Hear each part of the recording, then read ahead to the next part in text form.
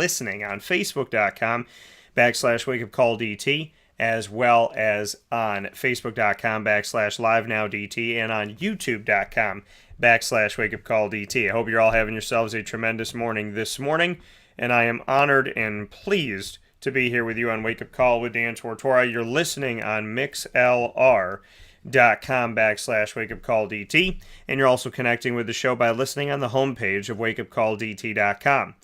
Today is a special day. Today is a day that we reflect. Today is a day that we sit and we think about what matters.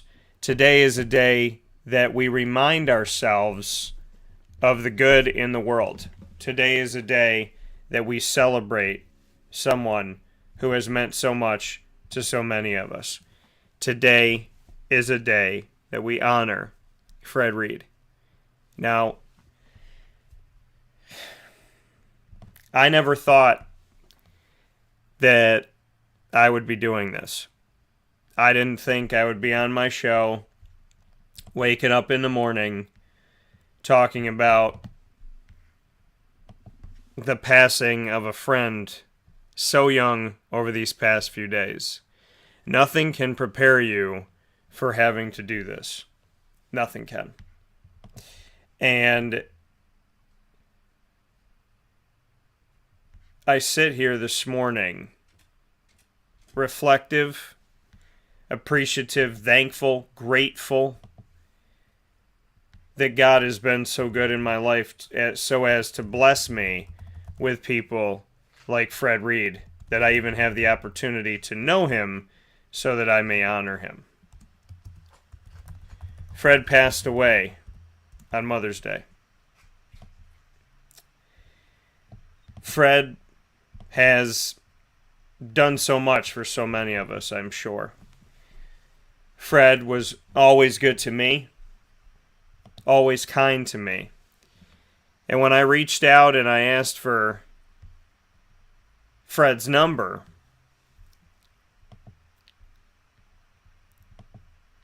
Tim Lester and Bobby Acosta, Joe Adam, DeAndre Smith, we were all in touch. And I wanted to get in touch with Fred Reed, and the gentleman made it happen. Because we're family. I said, I'm trying to get as many Syracuse players, former Syracuse coaches back on the show as I can. I want to do a special, and I want to feature all of you guys.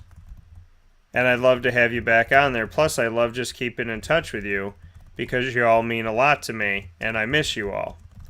And the gentleman heard that. They heard my call, and they responded. Tim has been on the show plenty of times. Joe's been on the show plenty of times. DeAndre's been on the show plenty of times. Bobby and I now talk more frequently, and he's been on the show a lot. And I feel so honored to have all of them on the broadcast with me. I could not be more grateful or more thankful for the good people that I get to celebrate my time with. I appreciate you all, and I'm honored to know you, and I'm honored to be around you. So today is a day where we spend the time to honor a friend, to honor the man who gave me the shirt that I wear on my back right now, Fred Reed. Because when I finally got in touch with Fred and I was able to talk with him and kind of tell him what I wanted to do and get him on the show and all of that, he obliged. He was so kind. We worked it out. We did a show together. Then we did another show together, and so on and so forth, and the rest is history. We've had the opportunity to talk to each other. We've had the opportunity to get to know each other. We've had the opportunity more than anything else to build a friendship. So I am honored and I am thankful to know Fred. Because Fred, to me, he embodied humility, consistency. He was open to building bridges with people he didn't have bridges built with before. He was kind. He listened. He cared. He took the time to take the time. It mattered to him, and it matters to him. It will always matter to him to do right by others. So today, on a day where it's hard to find the perfect words, I celebrate you today, my friend. I celebrate you, Fred. Because for everybody out there that doesn't know you, they're going to get to know you today. And for everybody that does know you, well, they're going to get to celebrate a friend today. A coach today. A dad today. A son today. A brother. Fred Reed just wasn't any old man. Fred Reed was a good man. Fred Reed will always be a good man, and Fred Reed will watch over us in heaven as the great man that he is. Fred Reed will live on. Fred Reed is back home. Fred Reed is keeping that seat in heaven warm for all of us. Fred Reed will never be forgotten. Fred Reed is the type of person you cry over when he passes. Because Fred Reed embodied to me the best of us. He never, ever skimped on time with me. He always made time for me. He answered my calls. He got back to me eventually. Fred always made time. And that is something that is beautiful. He always made time. Can we say that about ourselves? Can we say that about those we have in our lives? Do we have people, and are we people that always make time? Because time is the one gift that we can never get back. So Fred, thank you for giving me your time. Thank you for giving us your time. And it will be a great time today to celebrate you. We'll take a step aside from inside of the Cafe Kubal studios and inside of MonPopcorn.com's What's Poppin'. We will pay tribute to Fred Reed and finish off with the special ingredients to success today in honor of Fred Reed, presented by Avicoli's Restaurant in Liverpool, New York. Fred, this morning we celebrate you. This morning we honor you. Starting in hour number 1 with a special. When I had a reunion, I came up with an idea. I said, I want to do a Syracuse reunion. I want to get as many guys as I can on the screen because a lot of these guys haven't seen each other. So this is the first time they were seeing each other, albeit virtually. They had not seen each other in years. This was the first time they got to see each other in a long time. Fred Reed, Bobby Acosta, DeAndre Smith, Joe Adam, Tim Lester. That special airs next. And after that, the audio special that'll be here on our video and audio feed of my last conversation on air with Fred Reed, which happened just a few months ago this year. That's all coming up after this fast break. I don't have the perfect words, Fred. All I can say is thank you. I love you. I appreciate so much this shirt, and it means far more to me than I ever thought it could. It's the last thing you gave me. And today, we will celebrate your giving, your kindness, your beauty, your humility, your friendship, and your goodness. Today, Fred Reed, we will celebrate you. And with all respect, I'll celebrate you for the rest of my life.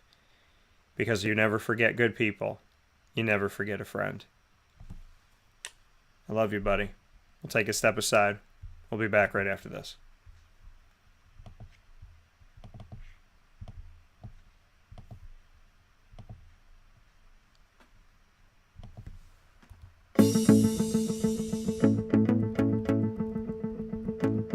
Avicoli's, located on the corner of Route 57 and Wetzel Road in Liverpool, New York, has been your trusted neighbor for decades. Located just steps from Liverpool High School, we're happy to have the Liverpool Warriors on-site, on-location broadcast at Avicoli's through Wake Up Call with Dan Tortora every single month, featuring student athletes, coaches, and administration throughout the year from Liverpool High School. Head out to Avicoli's today on the corner of Route 57 and Wetzel Road in Liverpool, New York, open Tuesday through Sunday for lunch, dinner, and drinks. We'd love to see you out there, and of course you can call them at 315-622-5100 for takeout, delivery, and catering. That's 315-622-5100, and also find them on myavicolis.com. That's myavicollis.com.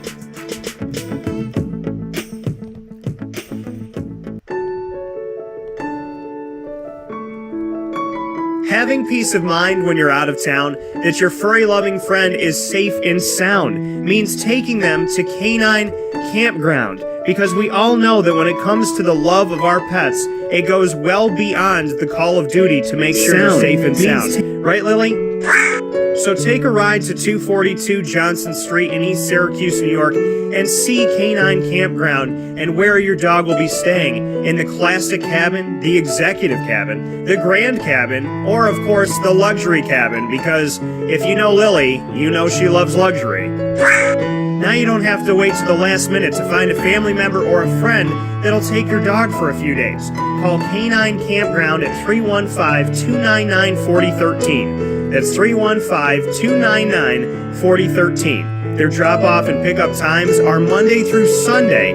Check K9campground.com for more information. That's the letter K, the number 9, and campground spelled with a K.com. K9campground.com. When you're going out of town, bring your dog to Canine Campground.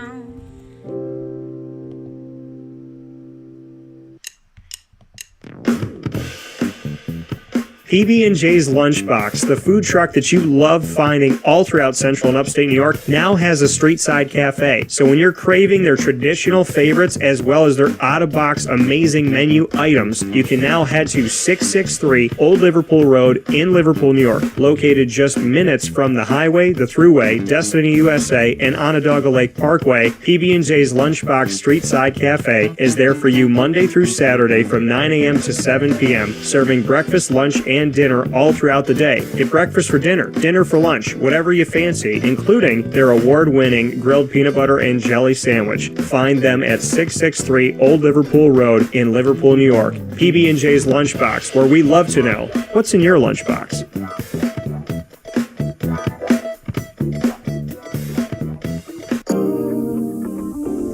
As a patient, what do we want?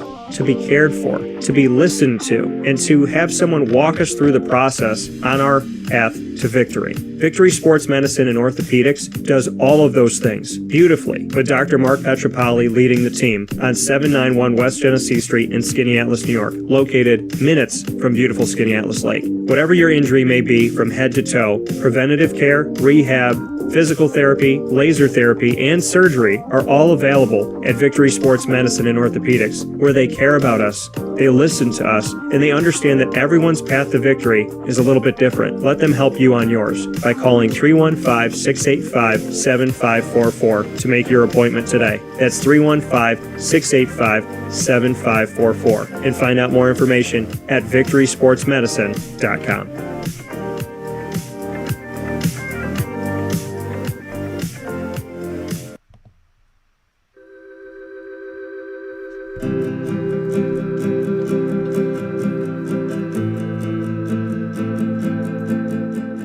Cafe Cabal offers same-day local delivery of our products, offering no delivery charge for Onondaga County.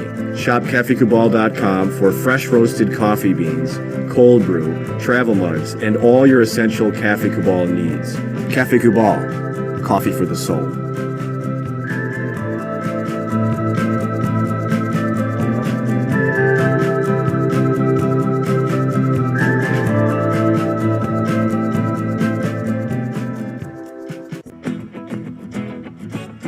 Hi, this is Amy from Mother's Cupboard, home of the whole frittata. We are open daily 6 a.m. to 1:30 p.m. For takeout orders, call 315-432-0942 and tune in to Wake Up Call with Dan Tortora for our monthly food challenge and try our Wake Up Call signature menu item available 7 days a week. Here at Mother's Cupboard, we are Central New York, and it's our honor to serve you.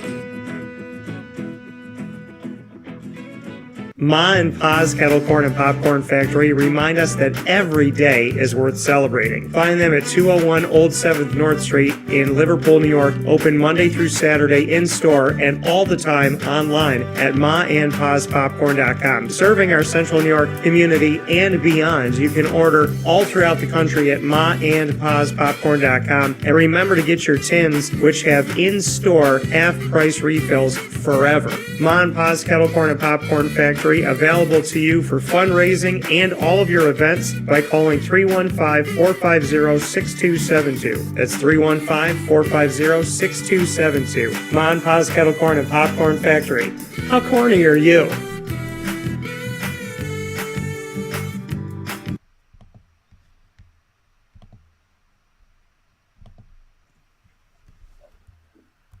Welcome here to a very special wake-up call with Dan Tortora. We're inside of the Cafe Kubal Studios. I got the new logo stuff on. I had to get some new stuff made for the company because DeAndre doesn't send things on time.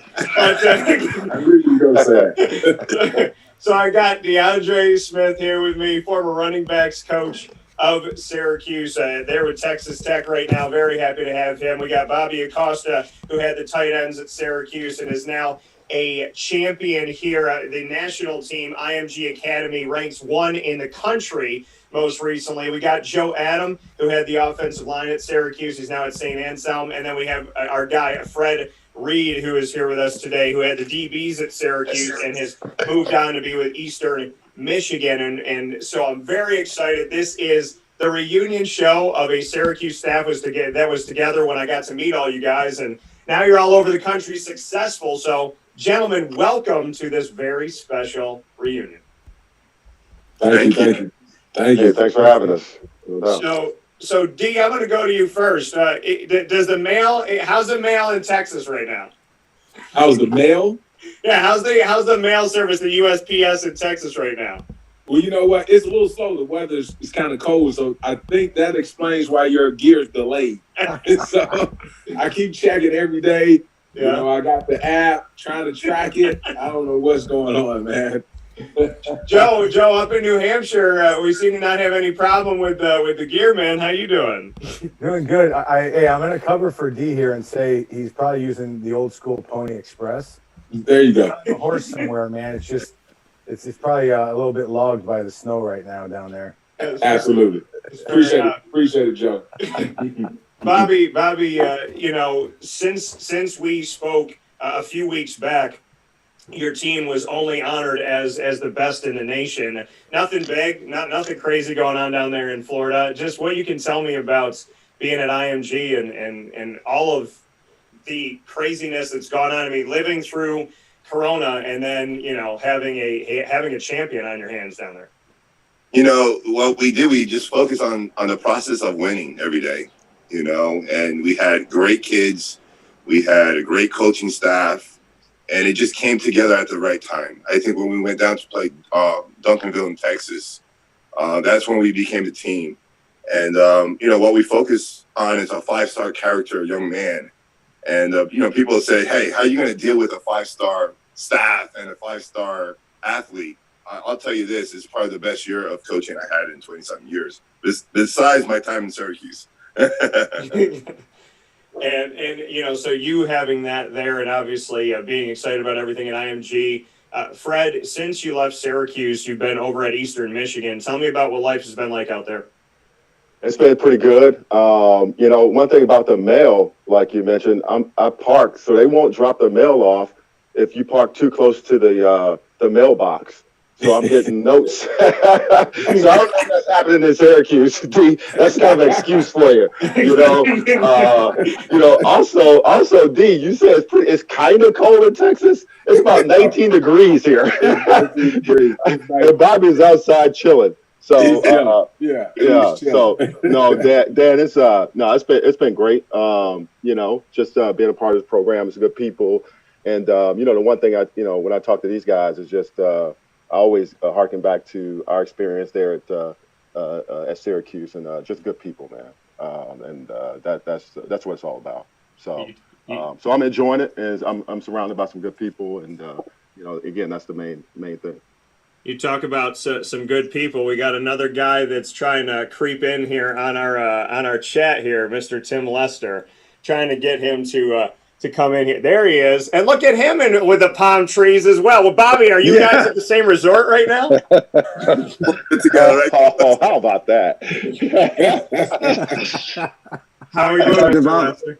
I am doing great, man. I am doing great. I was texting with Bobby yesterday that I'm on the other coast as him. I'm over in Fort Lauderdale. I got a birthday weekend trip. I got Coach Moreland and Coach Esposito and wives down here. It's a lot warmer than it is in Kalamazoo, Michigan. Let me tell you that. Let me tell you that. I'm just looking at this and I'm seeing Bobby palm trees. I'm seeing Tim sunglasses. Joe is trapped in the house. I'm hunkered in the studio. Fred's got his winter gear on in the house. I mean, like,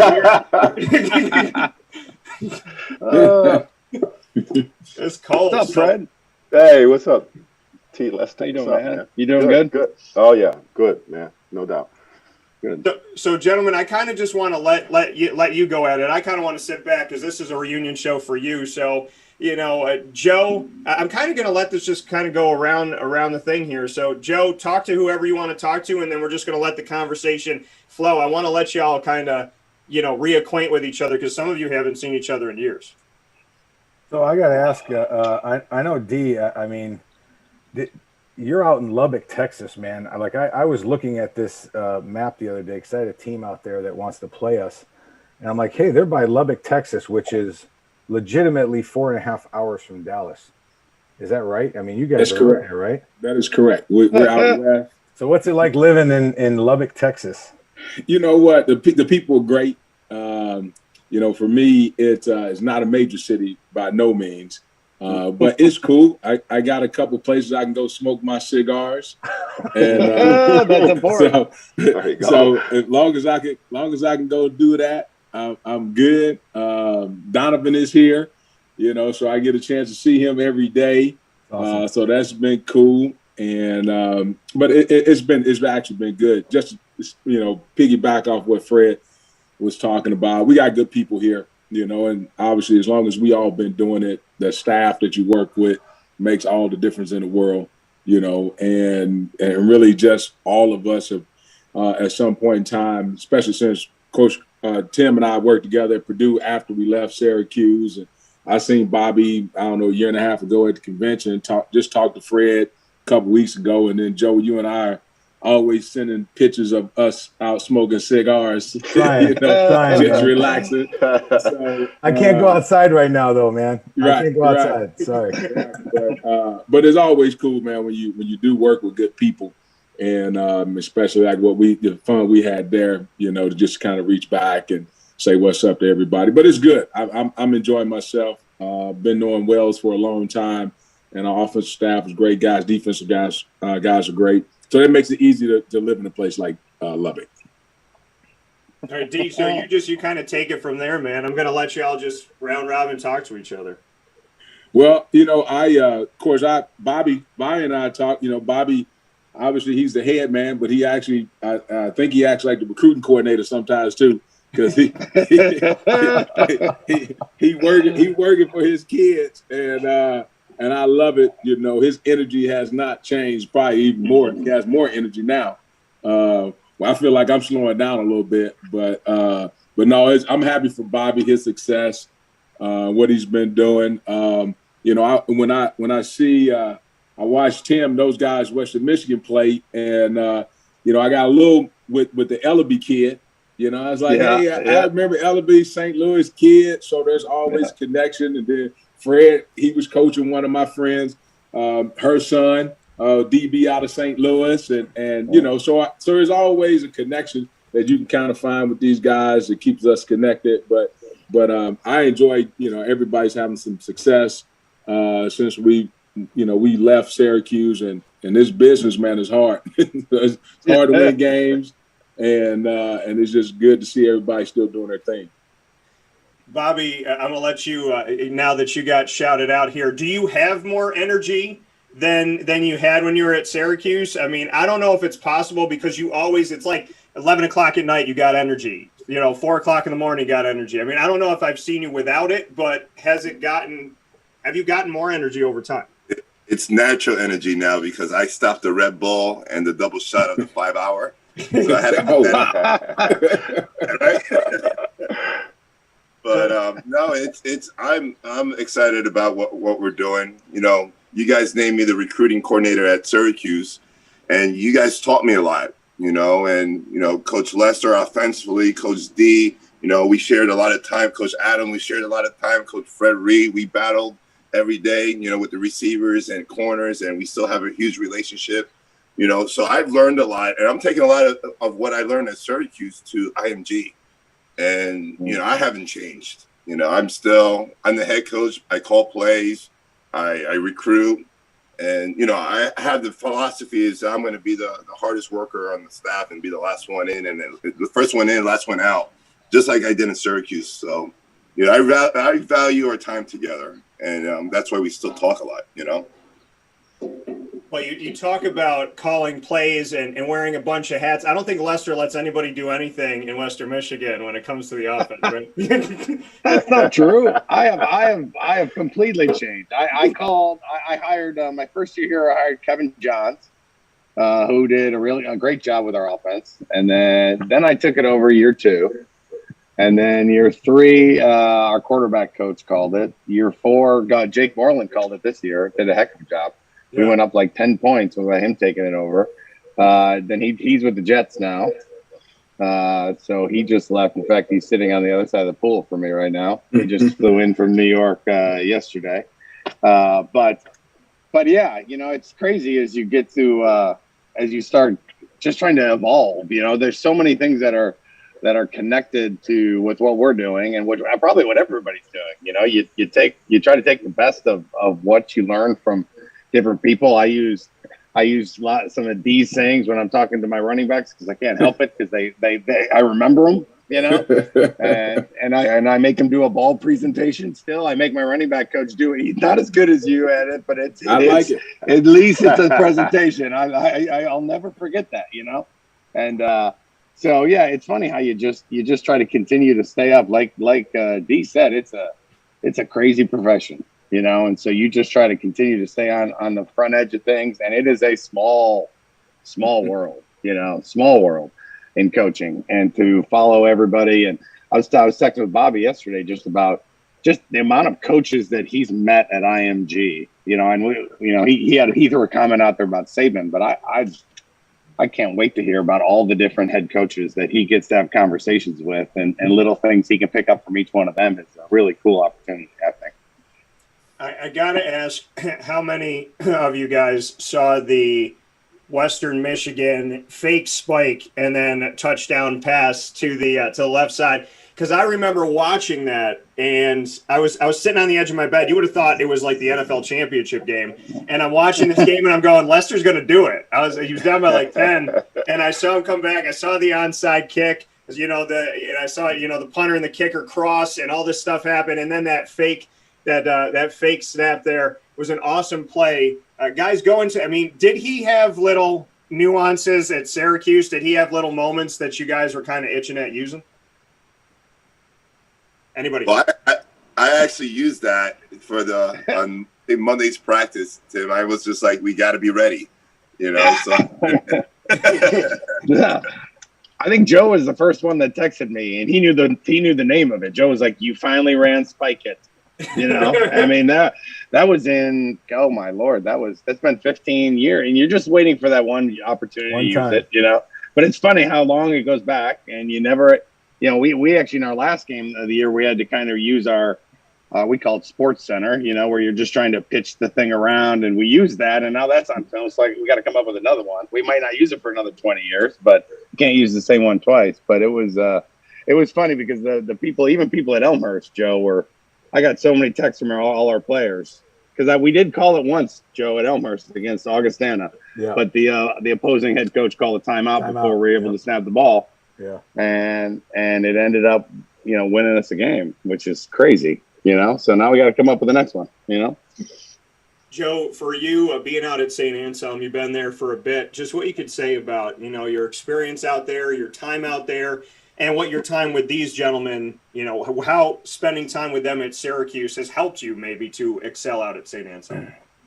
Yeah, when I came here, I kind of took over a major rebuild, and really it relied on a lot of the guys in this room to kind of give me some tutelage and to give me some experience on, really early on, especially when we weren't going to be successful, about how you define your success, and you may not be able to define it in wins and losses when you're starting a rebuild. But, I stood firm to the culture, and now, fast forward to where we are now, we have great team culture here. We have a product that people definitely value, and we're recruiting across the country. So we've got the Texas pipeline going right now, D.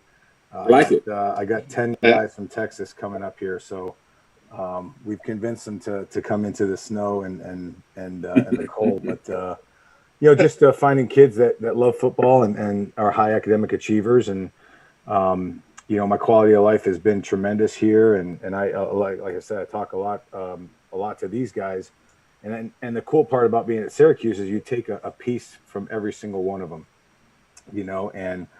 To your point, Tim, where the weekend after that game, I brought in the playbook, and I'm like, guys, here's the real, to my staff, here's the real life application, and there's the video. So keep teaching and keep promoting what we do and those types of things. So it's been fun. Obviously a little bit of a lower level, but being a head coach, no different. Having to wear a lot of different hats. And have a lot of different conversations with a lot of different personalities. So been very blessed that way. Fred, for you, to be on the screen with all these guys, I'm going to let you start this thing off. Tell me a story about somebody on this screen that we may not know. Oh, man. Let me think.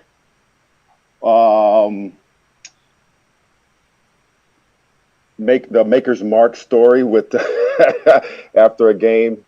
With Joe going over his house, and he's like, "You want something?" And he gets this. He said, "Have you had this before?" And I said, "No, I don't believe I have." And so he gets a little bit of that out, and we're sitting around, just chopping it up a little bit. Yep. And before you know it, we're about 4 drinks in. You know what I mean? It's like, what time is it? I gotta leave. So Joe turned me on to Maker's Mark. So that's my story of Joe Adams. Bad influence. Yeah. All right, Joe, tell me a story about somebody. You know what? I got to go. I can tell a lot of stories, but I'll tell you what, I'll go back to D here. What impresses me about D, every day, and I don't know about you guys, but I felt like, I'm wearing khaki pants, a shirt, and I'm like, damn, D's got it on for us, man. I mean, D's rolling out. I think maybe DeAndre Smith maybe runs Poshmark right now. I couldn't tell you if he's not doubling as the CEO, because he is the best dressed man that I've ever met in my life. And any fashion tip I need, if I was going out to a restaurant, or if I was going out to a function, I was like, hey, D, you want to throw me a couple pointers here? But hey, the thing about that with D is there's certain people that they take the cake. So no matter what school you go to, we went to Purdue afterwards. D was D. Yeah. But no matter where we go, there'll be some guy on our team that tries to look the part, and you just look at him and you're like, Sorry, buddy, you're not to the level yet. You haven't made it. Right. It doesn't matter how many schools you go to. There'll be some young man or coach that's trying to get in the realm of learning how to dress like D, and there's no one. No one. You're the GOAT in that department. No question. That's so funny. Oh, yeah. I had a buddy, one of our guys was interviewing with one school, and I told my buddy, I said, I guarantee you one of the first things he's going to ask you, like, how many pairs of shoes does DeAndre have? and sure enough, that was the first thing he asked. And I said, yeah, I told you. Because every time I see him, I hadn't worked with him in 18 years. And that's always, I do certain things that kind of stick with people. I spend way too much money on fashion. There's no question about that. But I wasn't always a coach. So I was in corporate America. So I have never gotten away from just getting up every day and putting on clothes. You know, when the pandemic started, everybody thought I was crazy because I got up every single day. I shaved, I put on smell good, and I walked right out of my bedroom, came and sat right here, dressed every day. My laundry bill went up, cleaner's bill went up. Like, what are you doing? I was just so used to it. I got in the routine. So, yeah, I might not be a great coach, but I think I can put my fashion up against a lot of people. Anyone. Hey, who is the running back? We had a walk-on running back from Detroit. You remember his name? You're talking about little Jacob. Jacob. That's right. He tried. He tried to emulate his coach in every which way. And he was wearing the flood pants. I mean, he tried. I give him the most credit of someone that came close. He was really close. He was close, no doubt. Because, now his dad, his whole family, they were pretty fashionable. Yeah, little Jacob, he did a great job. That's funny you remember that. Yes, so funny. Shoot. Yeah. So that's my contribution to the staff. I try to help with fashion tips. A little bit more than that, but yeah, he definitely did. Yeah, I think, DeAndre, everywhere you go where you've trained a running back, someone took credit for you. But you... So I think that's fair.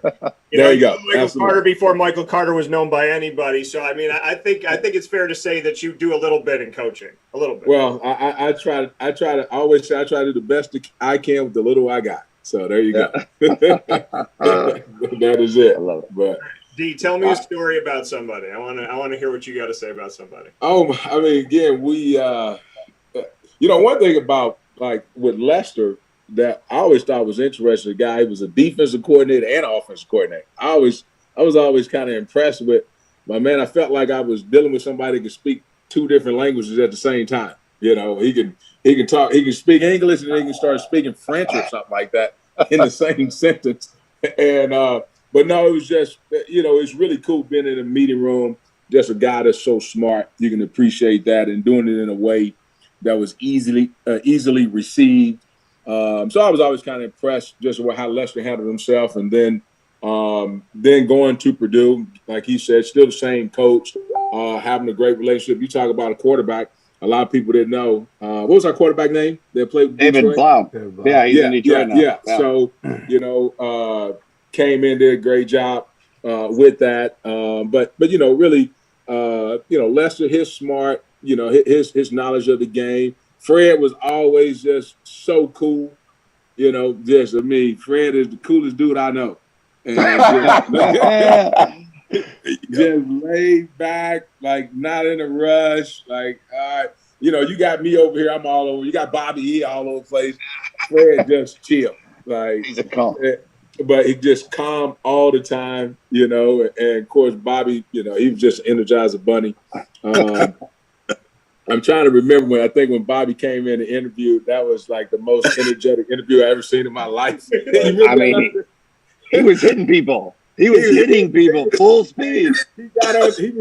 He was blocking the chair. You I was like, man, I don't know. Beating the crap out of that chair. He was, and it was impressive. Just the animation, and he was into it. Did a great job.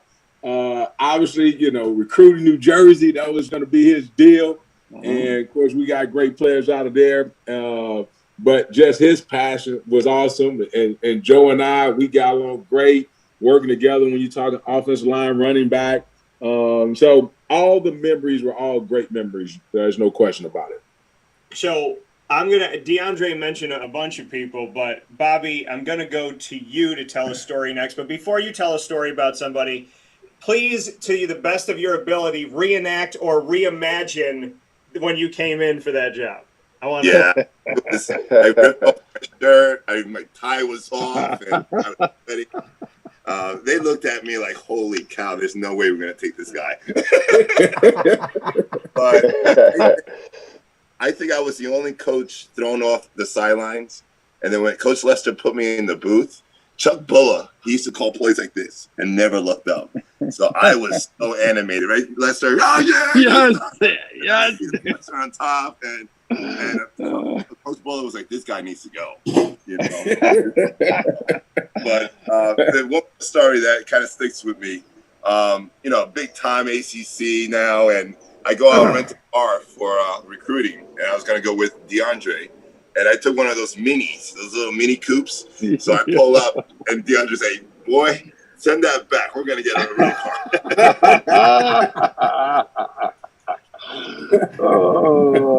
That's funny. That's awesome. So, Bobby, tell me a story about somebody. Well, I think my time there is you make a lot of memories, and we as a staff, offensive staff, Tim Lester allowed me to do the third down menu. So I think one day we had a disagreement, and I'm very passionate. You remember that, Lester? Yeah, I do. You're like, just calm down, Bobby. And that really defined my time there because, our guys had our backs. Our coaching staff had our backs.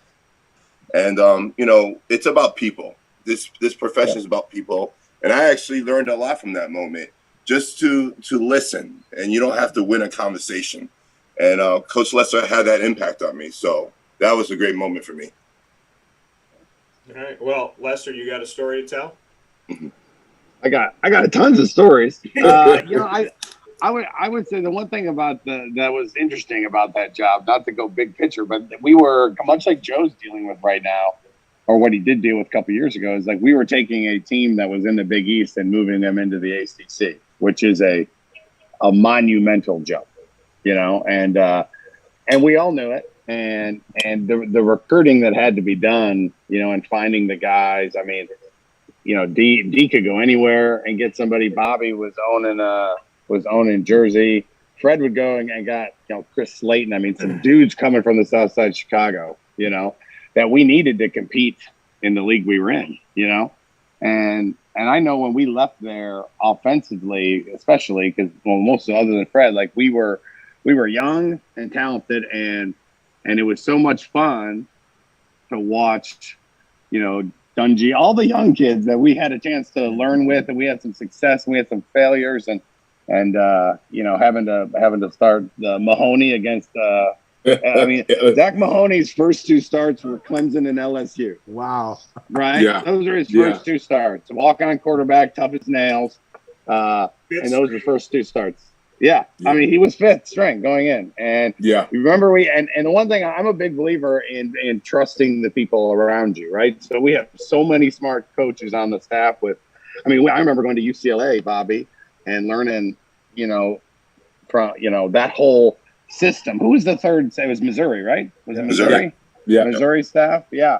And that was one of the most fun weekends I've ever been a part of, to sit around and talk shop with other coaches.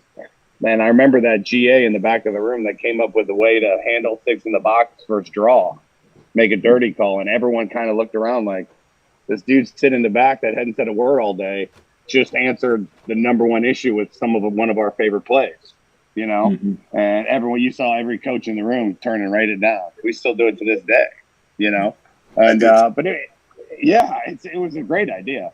And, but it was fun to watch everybody, recruit and get guys that we thought could play at that level. And all the while knowing it was an uphill battle, but, thinking about some of those games that we went into and like because it's never a fun ride home on the bus on some of them.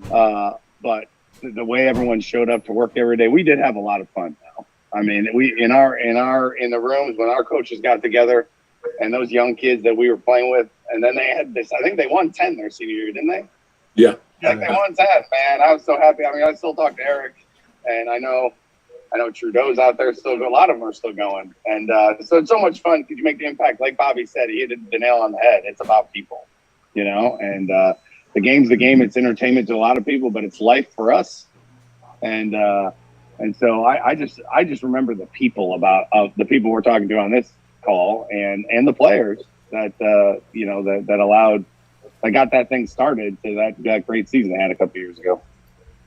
And to stay with you, Tim, going off of that, two questions. First, who do you miss? Like, what player? I know the answer from you and I talking, but what player did you miss the most when you left Syracuse? And then what can you say about Scott Schaefer putting you on the staff? I mean, obviously, I missed Eric Dungy. I mean, I got to go, obviously, work with David Blau. David, I tried to offer at Syracuse, but I couldn't get Scott to pull the trigger on him. And Purdue offered him before we could, but I had a great relationship with him. And but Dungy, there was something special about him. Like he was like Rocky. I remember we all coached him when he was 180 pounds, and then I got to play against him at Western when he was 225 pounds, which is what we all envisioned him being. But for me, I was at a Division III school, and me and Joe were, and we had a great year, and Scott got that job, and the opportunity to go from a Division III program to the ACC was special. It's funny because we all have mentors. You have friends, talking to a bunch of friends, but there's also mentors in coaching, and Coach Schaefer is one of those. He has one of the biggest hearts of any human being you'll ever meet. And he reached down and gave me an opportunity. Obviously, I played against him as a player, and I got to coach with him at Western Michigan when I was the quarterback coach, and he was the D coordinator. And he has meant so much to me on staff camaraderie and how he treats people, and man, he brought all these people into my life, which has allowed everything to happen down the road. So it was a special time, and met some great people because he had faith in bringing all of us in. Joe, just what you can say, the player that you missed the most, and to go off of that, and Tim, thank you for that. I know Scott will appreciate that. Joe, what you could say about the player that you missed the most as well as Scott Schaefer? Yeah, probably, Rob Trudeau, and I had a conversation with him recently, and, he came out and he's like, Coach, I finally get it. Thanks, man. Because sometimes hey, it was like, when iron sharpens iron, there's going to be sparks, like I tell everybody. So he's like, Coach, man, I get it now. Like, I finally understand, like, where you're coming from and all the life lessons and the things that you're trying to get me to do.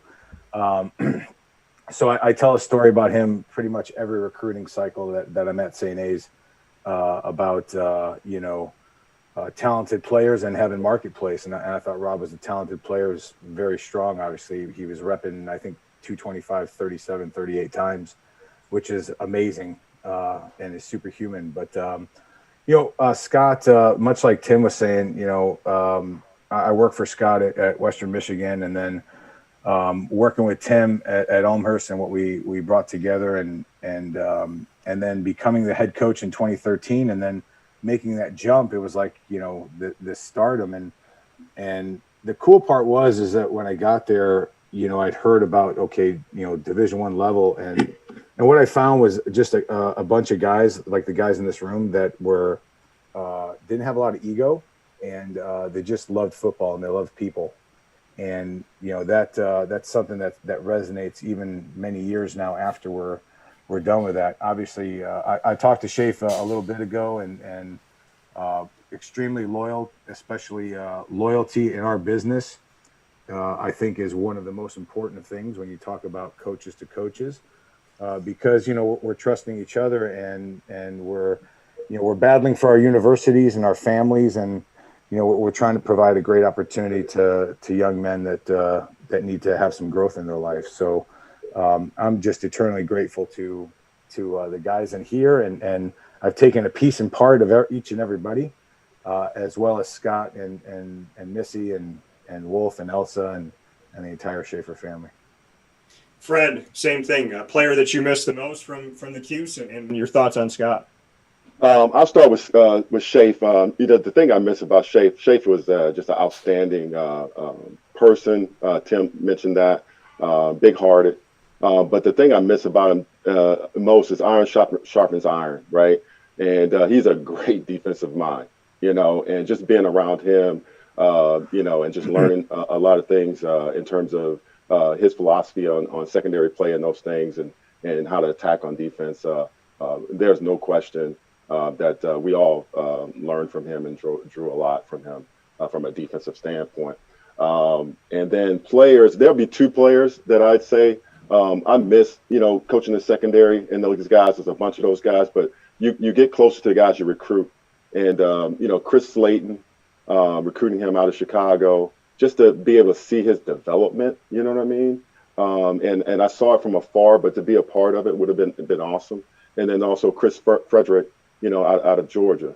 And both those guys had great careers there. And so, just being a part of that, I miss being a part of that, they're the growth and development, you know what I mean, as players. And so those guys, I think I miss more because I wanted, I saw the potential, you know what I mean? I think we all did. And just wanted to, just be a part of that, in terms of their development and see it. I think that would have been awesome. And Bobby, coming off of what Fred had to say, to go to you, the player that you miss the most when you look back on Syracuse, and then on top of that, what you think about Scott Schaefer giving you an opportunity to come in there. And I know that you and I talked just a few weeks back about how you still get pumped and you still get energized and you still try to connect to Syracuse and you love that job. And, you at IMG, you want to build that bridge and whatnot. So I know that it meant a lot to you. I'll start with Scott Schaefer first. He took a chance in me. There was really no connection with Schaefer. And but he really taught me the value of family, and I got really close with Wolfgang. I hired him at Cornell as an intern. I've been trying to hire him the last couple of years. So I talked to Coach Schaefer a lot. I talk to him often, just about life. Wolfgang actually just texted me. So, that relationship is strong there. And, the players, I have to do it as a combo because that room was very entertaining. Grizzly and Steve, remember? It was a party every day in that room. Yeah. Grizzly and Steve just invited me to his wedding, so that's a big one. Jamal Custis, he was a lot of work, but you can see it paid off. And then Steve Ishmael, I communicate with those three guys a lot, often. And they shaped me into a wide receivers coach because I was a defensive coach. I think we all have Division III experience or lower level experience. I think it really helped our careers also. And but Syracuse was my dream job. I grew up a Syracuse fan, and when I left, it was closing the book and starting a new chapter. So it was a great experience. You mentioned those receivers, and fantastic. You come in and working with these guys, and Brisley. I have a couple stories now. Steve, I will never forget Steve, and obviously he's from the state of Florida. And Bobby, I'm sure you can attest to this. I'm sure many of you probably can, but he never hid his faith. He never hid what he believes in and what matters to him. And I will never forget, in the first house that I lived in Syracuse, I was getting ready to pull out of the driveway, and he was on the phone with me, and he said, "You're a brother. You're part of my family, and you're going to stay that way." And he carried that all the way through. He's one of those guys, if he cares about you, if he gave you his word, you had it. And I know he's tried to, make it in the NFL and do different things. And I just, on the sideline, I don't know what better hands you could trust at Syracuse than Steve. And then Bobby, what are your thoughts on that? There was a game against Florida State. I don't know if the guys know this, but, the trainer said that he had to take off his cross because he's going to lose it. Guess what? He didn't take it off, and he lost it. And I was up and down the entire – because he was moping. He was on the sidelines devastated. I was up and down the sidelines looking for this cross. And, we could never find it. But I just said, hey, you left something there, And that's what the impact that he had on people. Steve would leave something with that person. And whatever conversation he was having with you was the most important conversation. So he was a great kid, and I'm just happy that we still have that relationship. And I will, the Brisley story that I have is they let him come back and do pro day. And so I go over to Brisley and I'm like, Briz, how you doing? And he's always like just kind of coasting smooth. He's like, good. He's just very relaxed. And I come over and he's like, and as we're doing the interview, I got my microphone out and I'm recording this interview and he's got his phone like this in front of us. And he's like, yo, man, he's like, say hi to Facebook Live. And the whole time we're doing the interview, he's talking on here and all these people are popping in and talking like that. And he's just on social media talking to me and going back and forth. And he always had a uniqueness to him. And I remember he was the last fax to come in. And I was terrified. I was like, it was like 1:17 when it came in the afternoon.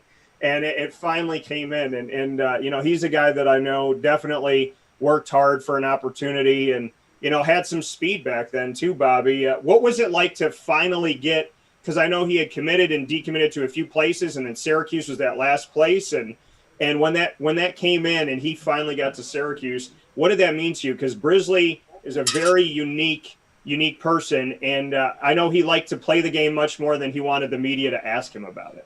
Well, if you know his whole background, he played soccer, that was his sport.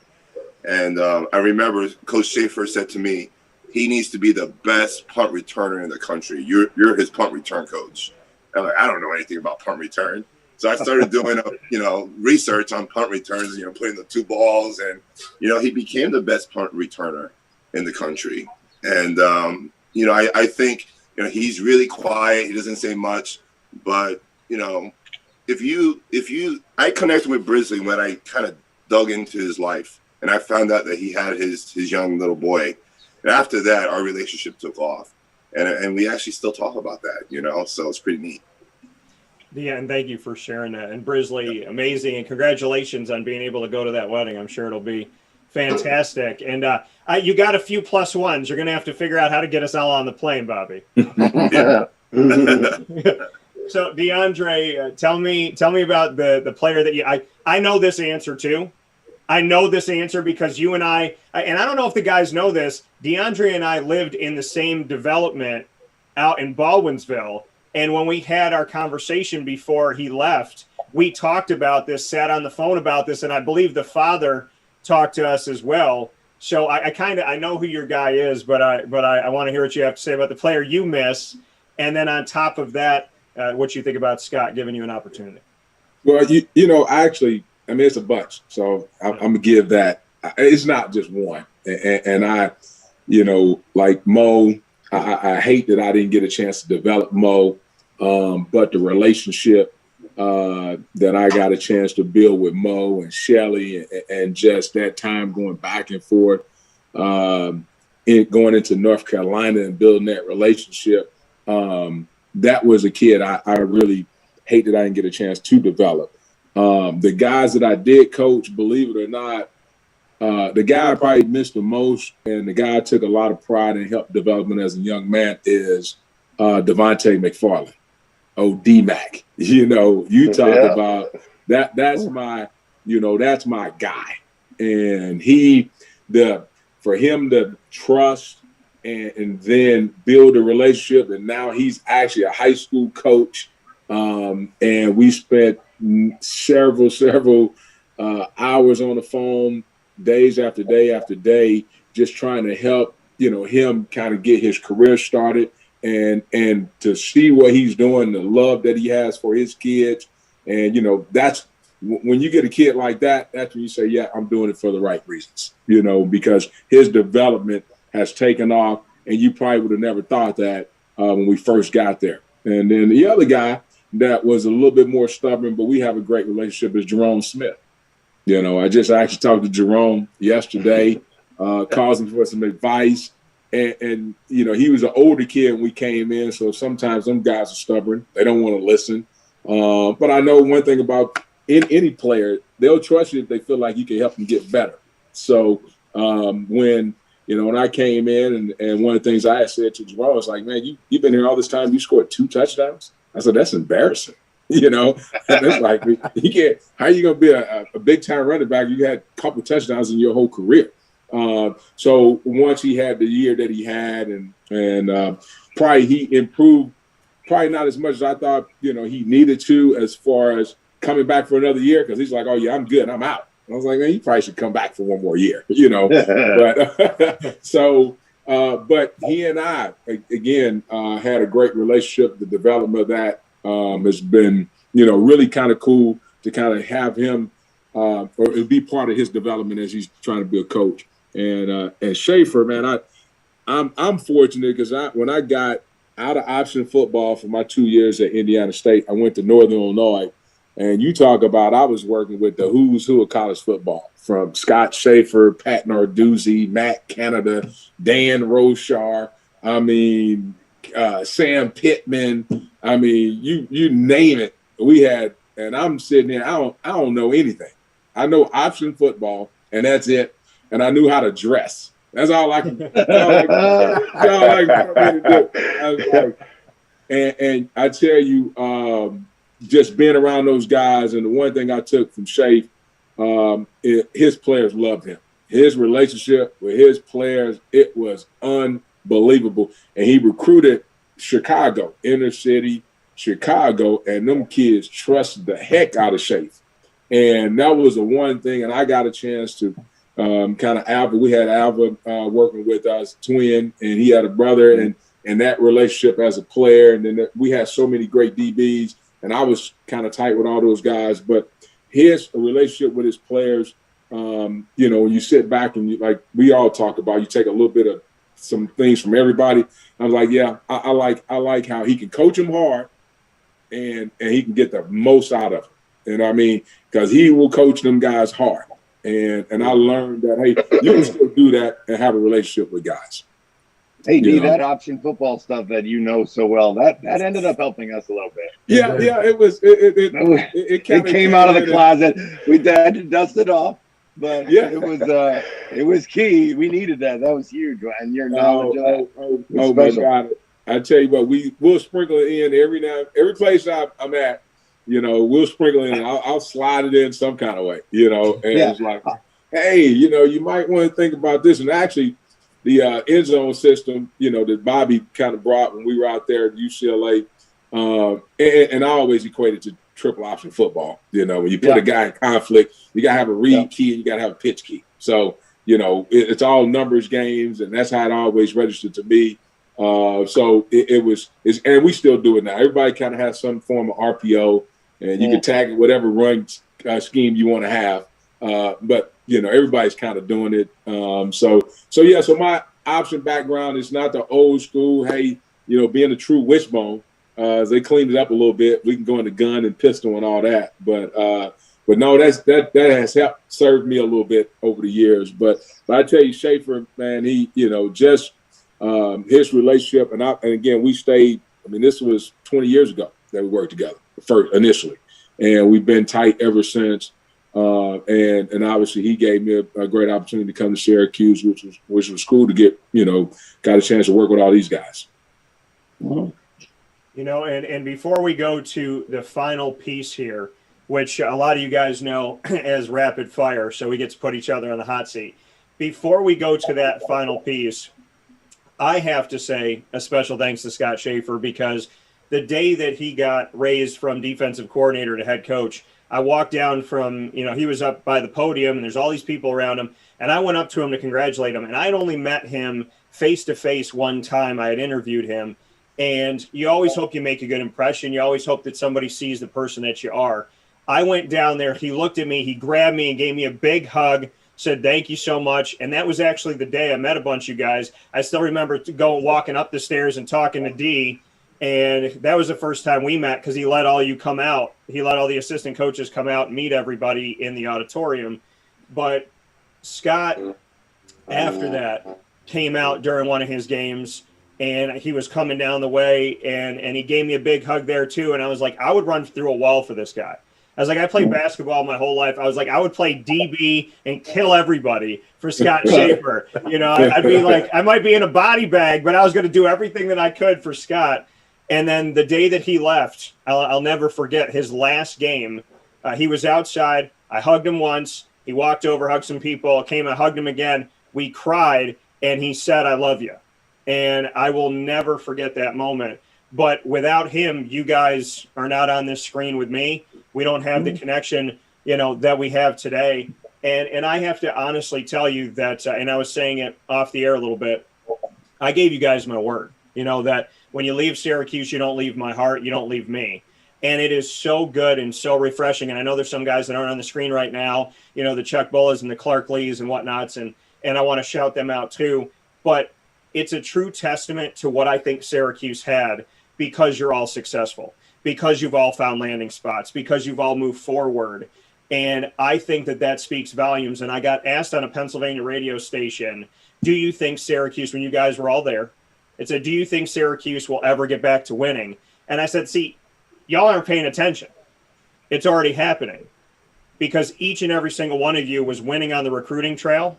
And talking to those kids, talking to the 14, 15, 16, 17-year-old kids, when they spoke to me about Lester, about Reed, about Smith, about Acosta, about Adam, about Schaaf, about Lee, about Bulla, and so on and so forth, when they talked to me about Moreland, when they talked to me about you guys, there was a relationship and an honesty and a truth and a belief that they had in you. And I said to that radio station, they've already won on the recruiting trail. You just haven't seen the wins show up on paper yet.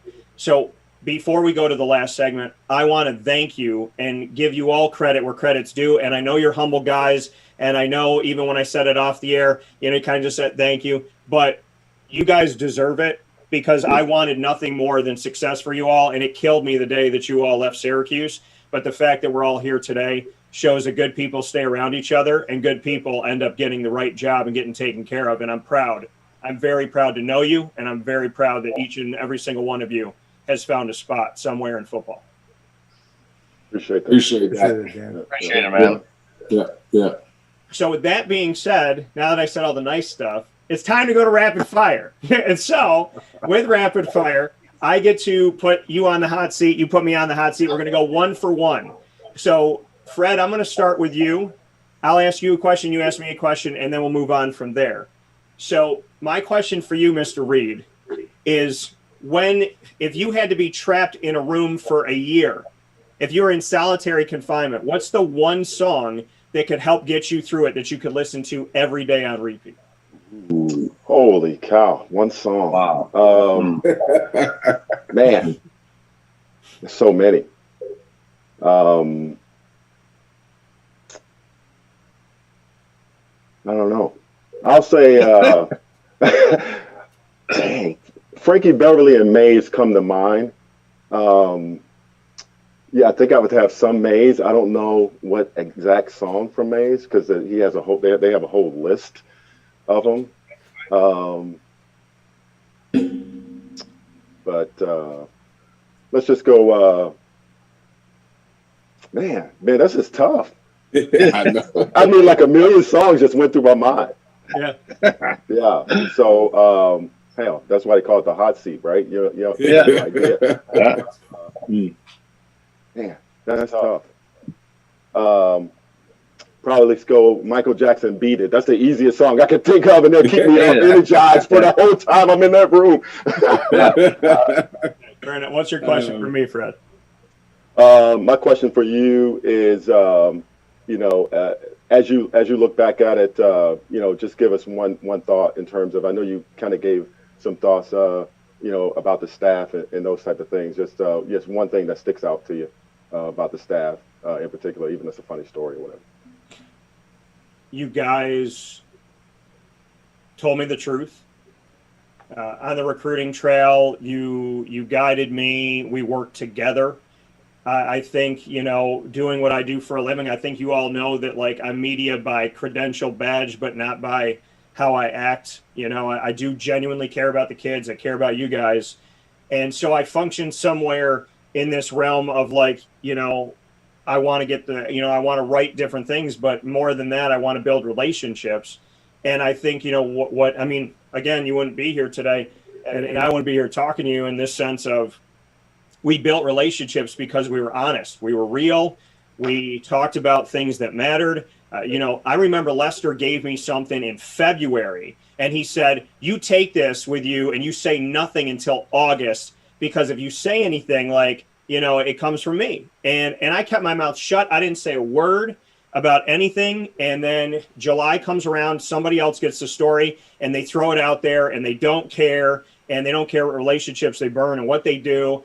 And then I was the 8th person to report the story. And then somebody said, look at Dan Tortora, out there, number 8, as always, he's not first.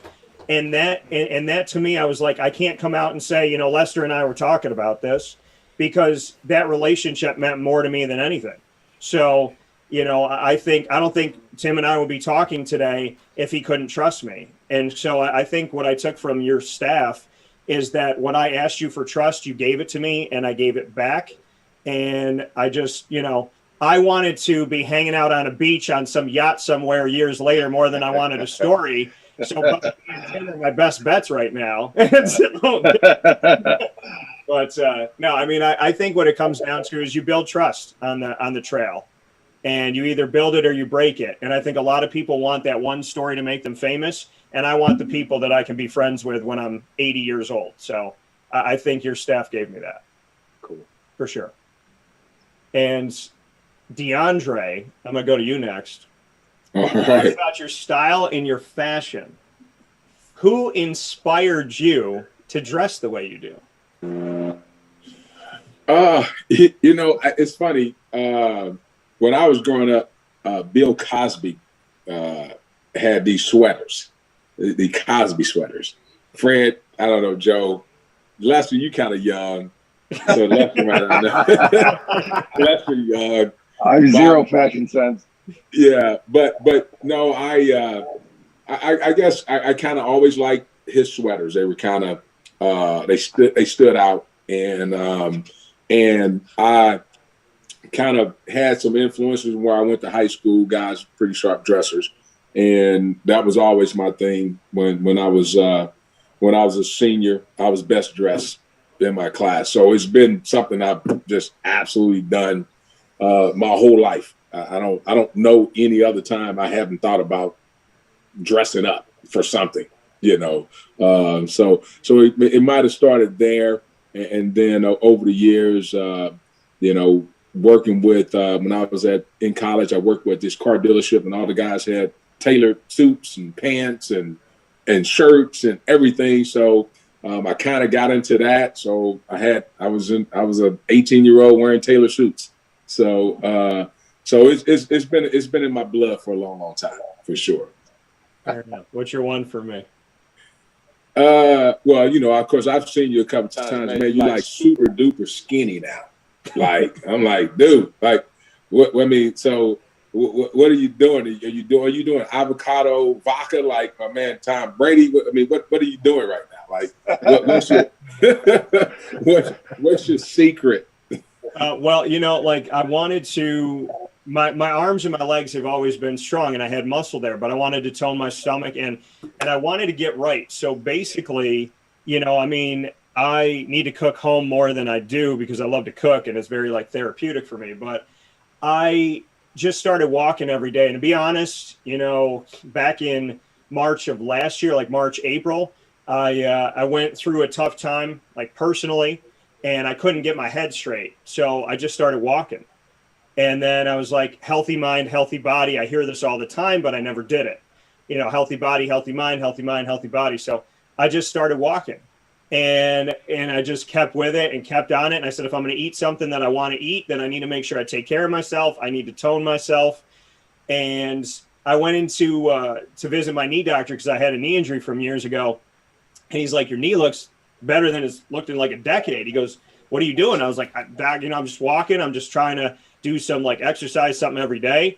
And he was like, well, you look the best you've ever looked. And I just saw him a couple days ago, and he's like, you look the best you ever looked today. And I was like, well, you said that 6 months ago. So if that's the truth, then I'm good. But yeah, man, it's been healthy mind, healthy body. And it's just, it's just been that. So we lost Lester. Yeah. Oh, Tim had to pop because we killed the battery, but, right.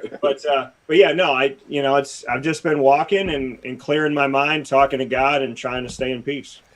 There you go. I like it. It's working for you. Thank you, sir. I appreciate that. Mr. Adam, my first question for you is, oh man, we've talked about a lot of stuff. Who would you consider to be the biggest inspiration in your life? Wow. Next to God, my faith, it's my mother. I come from a single parent family. My mom did everything for me growing up. Lived in an apartment. In fact, the first time I ever actually lived in a house was when I moved to Syracuse. I'd never lived in a home.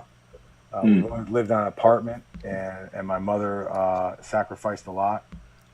She worked some blue-collar jobs when I was growing up in high school, and a lot of the time we'd have a 2-bedroom apartment for me, my mom, and my sister, and my mom would be the one that was slept on the couch. That's a true story. So a lot of the fiber and fabric of who I am and what drives me to try and do better every day, to try to extract the very best out of people, to treat people correctly and treat people right. A lot of it comes from my mom, who kind of was my mom and my dad. My dad passed away when I was 1, so I didn't get a chance to know him. But as far as getting me from practice to this and taking care of this and that, mom did a lot of that stuff. I know I shared that story with some of the guys in this room, but that has been without a doubt my biggest inspiration. And just the words that you get. The material things don't matter. The relationships are what matter, and just the fact that my mother can say that she's proud of the work I've done, that's I've won already. That's all I can tell you. There you go. And I'll never forget, Joe, when we talk about like media stuff and whatnot, I remember you said to me one time, you said, people forget who reads stuff and who reads these articles and who sees these things. He goes, my mom, and you said to me, my mom reads this. Yeah. And you really like brought it home of like that love and that connection and the fact that like, you live in a profession where, there's people that that are in cubicles every day, and they make mistakes, but nobody stands over them screaming at them, telling them what they did. But in the profession that you guys chose to be in, you're always in a spotlight, and sometimes it's good and sometimes there's adversity, and you still have families and you have people that love you, that read this and that see it and that hear it. And it plays so much to show your strength, your tough skin because of your mother, but also the fact that you humanized coaching when I talked to you that day even more so. And I'll never forget that. Yeah, it's something that comes with our profession. And I think there's adversity, I want to speak for everybody. I think there's adversity every day, whether it's, administrators, players, media, message boards now, or the keyboard warriors, as we call it, who like to say whatever they want to say behind their pseudo, fake screen names. It's a lot easier to have an opinion via Twitter and those types of social media pieces versus actually being in it and actually being in the room with those guys, teaching them different concepts, trying to extract them to get the very best out of them. That's what kind of makes the guys in the group special. And I appreciate all of that wisdom very much. So what's your question for me, sir? Yeah. So, I mean, like, if you're on a deserted island here and you can get takeout from one place in Syracuse, who are you calling? Man, you can get me in trouble. I work with a bunch of people. I know you work with a bunch, so I'll tell you what, I'll allow you to go more than one, but hey, they call it the hot seat for a reason. I know. So I'm going to get veal parmesan from Avicoli's. That's for sure. I'm going to get boneless signature home sauce from the Wildcat Wings. I'm going to get my Orange Dream Sundae from Carvel DeWitt. I'm going to get the spicy chicken sandwich from Chick-fil-A, Cicero, and man, it's like I thought about this. And then I'm going to get, who am I missing? I'm going to get, I'm going to get my pumpkin spice chai. Dee knows about it. My pumpkin spice chai from Cafe Kubal. Yeah. I want to do that. And I think I'm pretty good if I get all this. And from the Mill House, I'm probably going to get my bee sting pizza that's got honey and chilies on it. So I'm probably Yeah, that's probably going to be what I'm taking. I'm going to take like a piece of everything. Sweet. To the best of my ability. All right, Bobby. My question for you, Mr. Acosta, is what has been, outside of football, what has been the greatest treasure of your life? Easy. My kids, Sophia and Aiden. And, this profession, it puts families in all different situations. But they've been my rock. Sophia's 7 going on 27. Aiden does not like football. He's into his computer. He likes talking gigabytes, and he's getting straight A's. So I'm good with that. Maybe one day he'll enjoy the game. But, so that's my constant. That's who I wake up for. That's who I work hard for, my kids. So. And I appreciate that. And I know when they were at Syracuse, they were so tight. What was it? What did you tell me? Was it 3-1? Is that what they were at the time? Yeah. Yeah. Very, very little. So, yeah. I mean, and I look forward to being a dad someday. I know that, many of you have the opportunity to know what it's like to do that. And I can appreciate and respect you building the future. Bobby, what's your one for me? All right. The dynamics of our staff. So Scott Schaefer hires you. Which side of the ball are you going to coach and what position? Oh, man, that's a good question. That's a good question. I think about, shout out to Fred. I think about DBs because, like, whenever we played pickup games on the concrete in the snow with ice in the end zone, and I loved, like, going after interceptions and stuff. But I would say if I had to coach any position, quarterback would be a close second. And I actually did help out with quarterback with one of the semi-pro leagues, but I would have to tell you that, D, you're going to be happy. I'd have to coach running backs because I got some type of respect.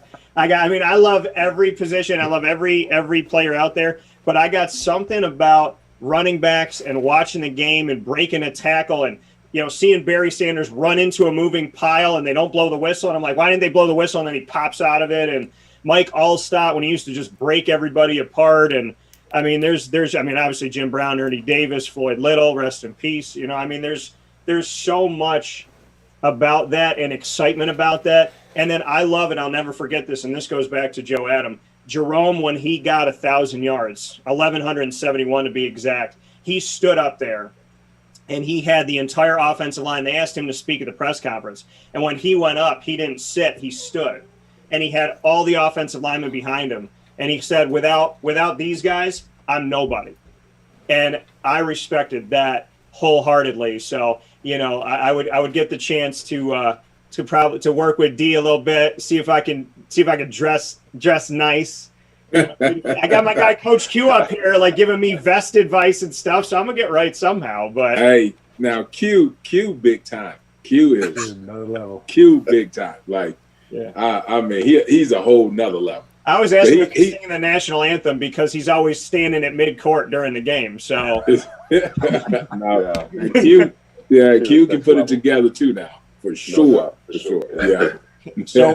So for Tim Lester at Western Michigan, as well as Bobby Acosta at IMG Academy, Joe Adam at St. Anselm, DeAndre Smith at Texas Tech, and Fred Reed at Eastern Michigan, I cannot thank you guys enough. I was jogging, to go back to Dee's point, I was jogging and I just had this idea, like, I want to get the band back together, but none of that's possible if you guys didn't say yes. So thank you so much to all of you. And I got your numbers and I'll be in touch, but God bless you. Thank you for your hard work.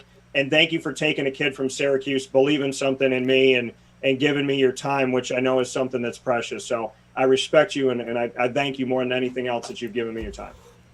Appreciate it. Good seeing you, fellas. All right. Good to see you guys. guys. Take care. All right, bud.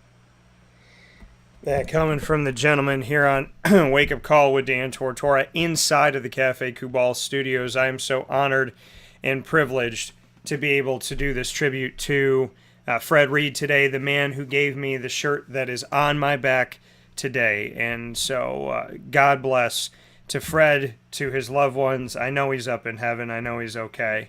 And, again, we did that special. I did a Cuse Reunion. Now, something inside of me said I want to do a reunion with as many of the coaches under Scott Schaefer as I can. I wanted Scott to be a part of it. Scott means a lot to me. He's always meant a lot to me. He's one of the coaches that's had such a positive effect on my life. Wolf as well. and and Chuck Bulla, and reach out to the whole staff, Clark Lee, and so on and so forth. So happy that we got to have Bobby Acosta, who's now the head coach of Del Valle, for their football team and athletic coordinator. Obviously, Fred Reed at the time we were talking at Eastern Michigan. Tim Lester still head coaching it up at Western Michigan. Joe Adam doing his thing over the years here at St. Anselm. And DeAndre Smith at the time of the conversation was in the collegiate ranks and is now the running backs coach of the New York Giants. So I wanted to make sure I made that note, as that conversation was from last year when we all got together virtually. And it was the first time that a lot of the guys had seen each other in a long time, seen each other on a screen or in person. So it was great to have them do that, and couldn't do it without them. So thank you to the gentleman for that. We'll take a step aside for a fast break. When we come back, we will have my final on-air conversation with Fred Reed as we continue to honor my friend who has gone up to heaven to watch over us all and make the angels sing a little bit sweeter today. Thank you, Fred, for your purity, your grace, your kindness, and your goodness. I look forward to all the beauty that you will show us, because heaven ain't that far away. So with that being said, we'll take a step aside. We'll come back inside the Cafe Kubal studios with more from Fred Reed right after this.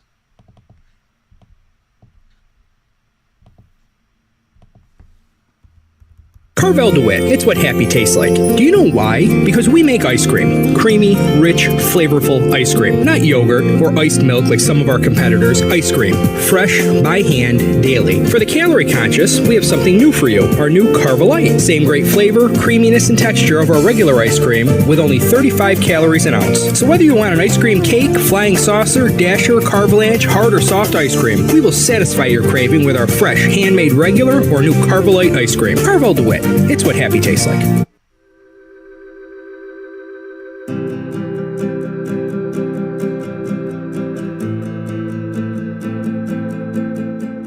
Cafe Kubal offers same-day local delivery of our products, offering no delivery charge for Onondaga County. Shop cafekubal.com for fresh roasted coffee beans, cold brew, travel mugs, and all your essential Cafe Kubal needs. Cafe Kubal, coffee for the soul.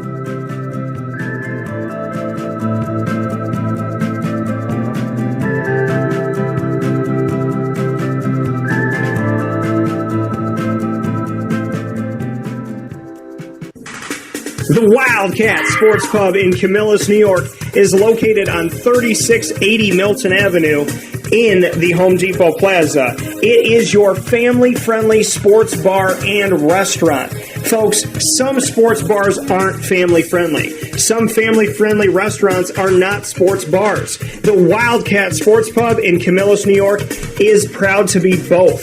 It is that marriage that you've been looking for years. The Wildcat Sports Pub is your home base for your sports bar and restaurant needs, games for the kids, indoor and outdoor activities, and enough things on the menu to come back every single week and get to try something new. They're open Sundays from noon to 8 p.m., Monday through Wednesday, 11 a.m. to 11 p.m., and Thursday through Saturday from 11 a.m. to midnight. For reservations and party information, call 315-487-2222 for the Wildcat family-friendly sports pub and restaurant.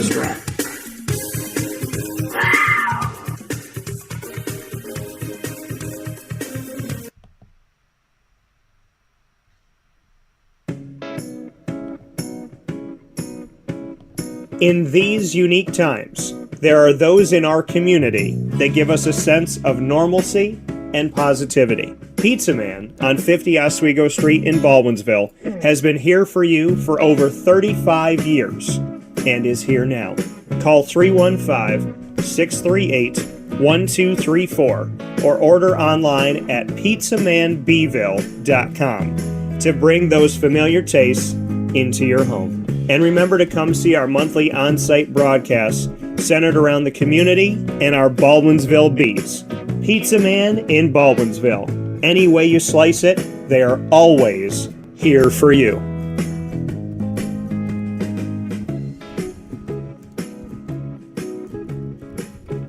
This is Jimmer Sikowski, owner-operator of Chick-fil-A Cicero, 7916 Brewerton Road in Cicero, right in front of the Home Depot.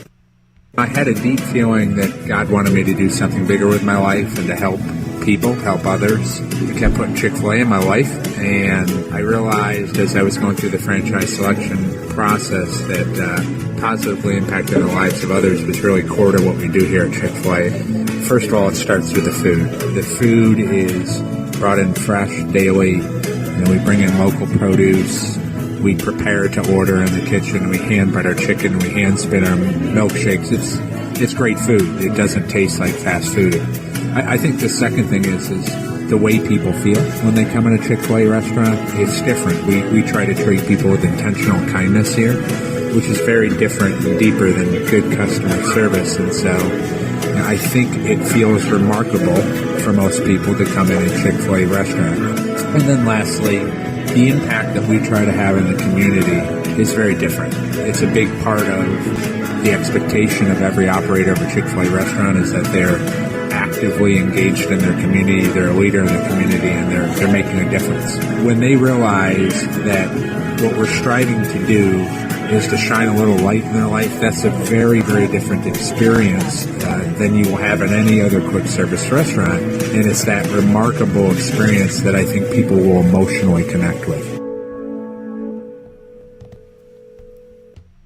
I'm George Townsend of Honda City with some good advice when buying a new car. The true cost of owning a new car is determined by the appraised value when you trade it. No vehicle appraises higher than a Honda. Next, look for low APRs and deep discounts. You also want low maintenance costs and great fuel economy. That's why my advice to you is to buy a new Honda. Looking pre-owned, visit our Honda Certified Used Car Center. Honda City, 7140 Henry Clay Boulevard, Liverpool, or HondaCity-CNY.com. It would be a pity if you don't shop at Honda City. Our corporate purpose at Chick-fil-A is to glorify God by being faithful stewards of all that's entrusted to us and to positively influence all those who come in contact with Chick-fil-A. And what became increasingly clear from our success in Cicero is that people love Chick-fil-A. And also I think we recognized that, we had a great opportunity to grow the brand and grow our platform. I felt incredibly grateful when I was selected to be a Chick-fil-A operator. I think what it's meant for me, what I've come to realize on a very deep level is that this is a calling for me. It's not a career. It's not a job. The Lord called me to be a Chick-fil-A operator and to use these restaurants to glorify Him and to positively influence other people. I'm blessed. I'm very blessed. Head to Chick-fil-A Clay on 3974 State Route 31 in Liverpool, New York. Back here to Wake Up Call with Dan Tortora on wakeupcalldt.com, your one-stop sports shop, and on mixlr.com/wakeupcalldt. Hanging out here where sports meets life inside of the Cafe Kubal studios, and I'm honored and privileged, as always, to have our special guest inside of MonPazPopcorn.com's What's Poppin', and I feel absolutely positively privileged to be able to be joined by Mr. Fred Reed. Fred's joining us here from the Eastern Michigan Eagles, the safeties coach and defensive passing game coordinator, and I'm very excited to have Fred here. He was at Syracuse. I had the opportunity to follow him first when he was with the Syracuse Orange a few years back, and then went on to Eastern Michigan, and as coaches have had somewhat of a carousel, he's been able to have longevity at Eastern Michigan, which is unheard of in the coaching world, which we'll talk about that and what that means and the importance of that as Fred gets set to join us here from the great state of Michigan. Mr. Reed, how are we doing today? Doing great, Dan. It's really cold here in Michigan, and but the sun is out, so it's a great day. And Fred, you and I had the opportunity to meet a few years back, and then you went on to Eastern Michigan, and as I said, longevity for a coach is a hard thing to find in any place. What can you say about going back to, maybe weighing your options and whatnot? What made Eastern Michigan look like the right place after Syracuse? Well, it's always difficult when you're going through transition and trying to find the next spot. And, I had a friend that worked here and worked for Coach Creighton, Chris Creighton, and he's done a phenomenal job here as our leader. And I got a chance to talk to him on the phone prior to taking the job and just showing interest. And his energy just jumps through the phone. You know what I mean? And his vision in terms of being able to turn the program around and those type of things. And the friend of mine that worked here had a great experience with them, which led to me, really pursuing the job and talking to Coach Creighton about it further. And at that time, they had only won 3 games in 2 years, his first 2 years. And but he was passionate about his vision of building a championship level program and being able to attract the right people because it's about people. For us here, he wants good people and those type of things. And I think our philosophies aligned with that. And being back in the Midwest, I'm from Chicago originally, so that was attractive as well.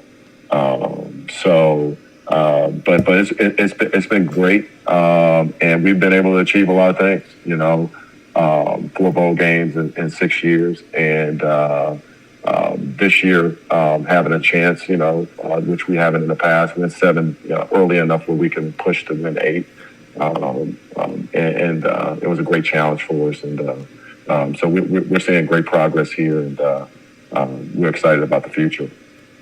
Yeah, and Fred, you talk about the fact of what you've been able to do as a coaching unit at Eastern Michigan. 4 bowl games in 6 years. You came in 2016. You've been through here to the 2021 season that just wrapped up, and now moving on to 2022. What can you say about the coaching staff? We know that Creighton stuck around. We know that you've stuck around, but how much continuity has been on the staff in this world where you've been to 4 bowl games in 6 years? How much of it has been a staff that has stayed together? Yeah, I think the core of it has been pretty good. Like, Coach Creighton, obviously, has been here. Our defensive coordinator, Neil Nethery, and myself, we got here at the same time. And so right now, we are like from the 16th season, the long-standing guys left.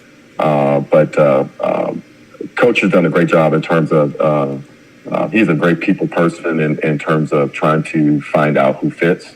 And he's done a great job of finding guys to replace coaches who have gone on to better opportunities. To be quite frank with you, they've gone on to great jobs. I mean, Kalen DeBoer was here as the offensive coordinator at 16. He's now the head coach at University of Washington. So we've had some really great people come through here. And very talented coaches, and Coach Creighton has done a great job of keeping us together. And so myself and the defensive coordinator, we are the only ones left in terms of on that staff that's remaining from the 16 season. Our strength coach has been here for all that time, and he just left to go to University of Washington. So I think when you have success and those things like that, opportunities are going to come to coaches that do a good job and they're good people. And we're always excited for guys getting opportunities. And I think just the common thing here in terms of our foundation is our head coach, just in terms of who he is as a human being and as a football coach. And he has a great pulse in our profession to know who are the right people that fit in our program to add some stability to what we got. I think our systems are in place offensively and defensively. You adjust every year, but we're aligned in the same direction that way. So we don't have any issues that way. And I think it helps our players when there is coaching change to be able to, it's a quick adjustment for our players. So that's kind of how we've dealt with the movement. You get that a lot, especially around this time, December and January in our profession, but just that's the way it goes. And I think Coach Creighton has done a great job of keeping the continuity of what we do have intact. And when you have that, not just to have some continuity, but to have your head coach be the same and Neil Nethery, your defensive coordinator, and then you be one of the defensive coaches, to have that specifically, what has that done for the defense? Because to have you and Neil and Coach, that means that Coach's vision and Neil's vision and then your vision with Neil gets to stay the same and evolve together, but that you're always on the same path here. It's not that Neil is going and saying, okay, I need another safeties guy, I need another defensive passing game coordinator, and coach, obviously a head coach, the two biggest hires they're ever going to make that have to really do with the longevity of their job are their offensive and defensive coordinators. So when you have Neil and you on the defensive side of the ball, what does that do for Eastern Michigan to protect success? Yeah, I think that the number one thing is it can always come back to the players and teaching the fundamentals of the game and those types of things. And so that's a high priority here with Coach Creighton, Coach Nethery, and myself. We want to be able to teach the fundamentals of the game to get the players play at the highest level possible. And philosophically, offensively, and defensively, I think the biggest thing I think for our players is they don't have to learn new systems. You know what I mean? Like, so there's a lot of change in all those things across the country, and kids have to learn new systems, and that makes it really, really difficult on a lot of people. When the kids understand the system and know the system, and the coach can coach the fundamentals, it just makes the transition a lot easier for everybody. And so our kids, if we do lose someone on offense or something like that, our system is in place, right? From with Coach Creighton and philosophically what we're doing offensively and what we call things and that things of that nature. If we lose, a coach on defense, for example, Neil and I have been together long enough, with me in the secondary, and he's in the front end of things with the linebackers and D-line. It's just an easier adjustment. And our players don't have to adjust if new coaches come in terms of schematics. I mean, we're going to do what we do, and we're going to do it well. And so I think that's probably the common thread there. Just in terms of our players, there's not much change for our players, right? That you get a new coach, you get to experience somebody that has probably individually a little bit different philosophy, in terms of how they want to coach and their approach. But I think the core thing is getting back to people and the type of people Coach Creighton brings in. It just makes it easier for our players in any type of transition. So I think our players don't go to it. It's not, I'm not going to say it's not a big deal, but I don't think it's something that they stress over once they meet a new coach. So I think the core of having an offensive philosophy and a defensive philosophy that everybody's pulling in the same direction, and you can teach the fundamentals to the guys. And it's not much change for our players. It just makes this time when there is transition a lot easier. So I think that's the those are the key things when I look at it, because I always look at it from a player's perspective. And I think sometimes what get lost, Dan, is that and our thing is everybody looking for the next quick fix. The next coach, the next hot guy, who's hot now, winning and all that. Yeah. Because everybody wants to win, right? But I think what get lost is that the players, in terms of in those transitions, have to go through a lot in terms of the learning and the stress. In terms of it's already stressful. Those guys work out, from now January all the way to the end of December. I mean, so they put a lot of time and effort into it, and it's just that sometimes I think administratively people don't understand the continuity is really, really important.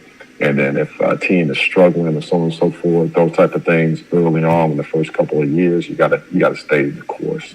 And I don't think a lot of administrations these days don't do that. They don't like to stay the course. And I think if they stay the course, I mean, it could have been very easy for Eastern Michigan to let Coach Creighton go after winning 3 games in 2 years. I mean that's probably an easy thing to do, but they stuck with him, and now he's had great success here, more success than anybody has in the history of the school, any head coach in the history of the school. So, you gotta have patience, and you gotta have a system in place that if you do have other coaching change in terms of assistant coaches changing, that the players are not affected as much, and that they can continue, hit the ground running when the new coach gets in, and so on and so forth, and everybody's pulling in the same direction.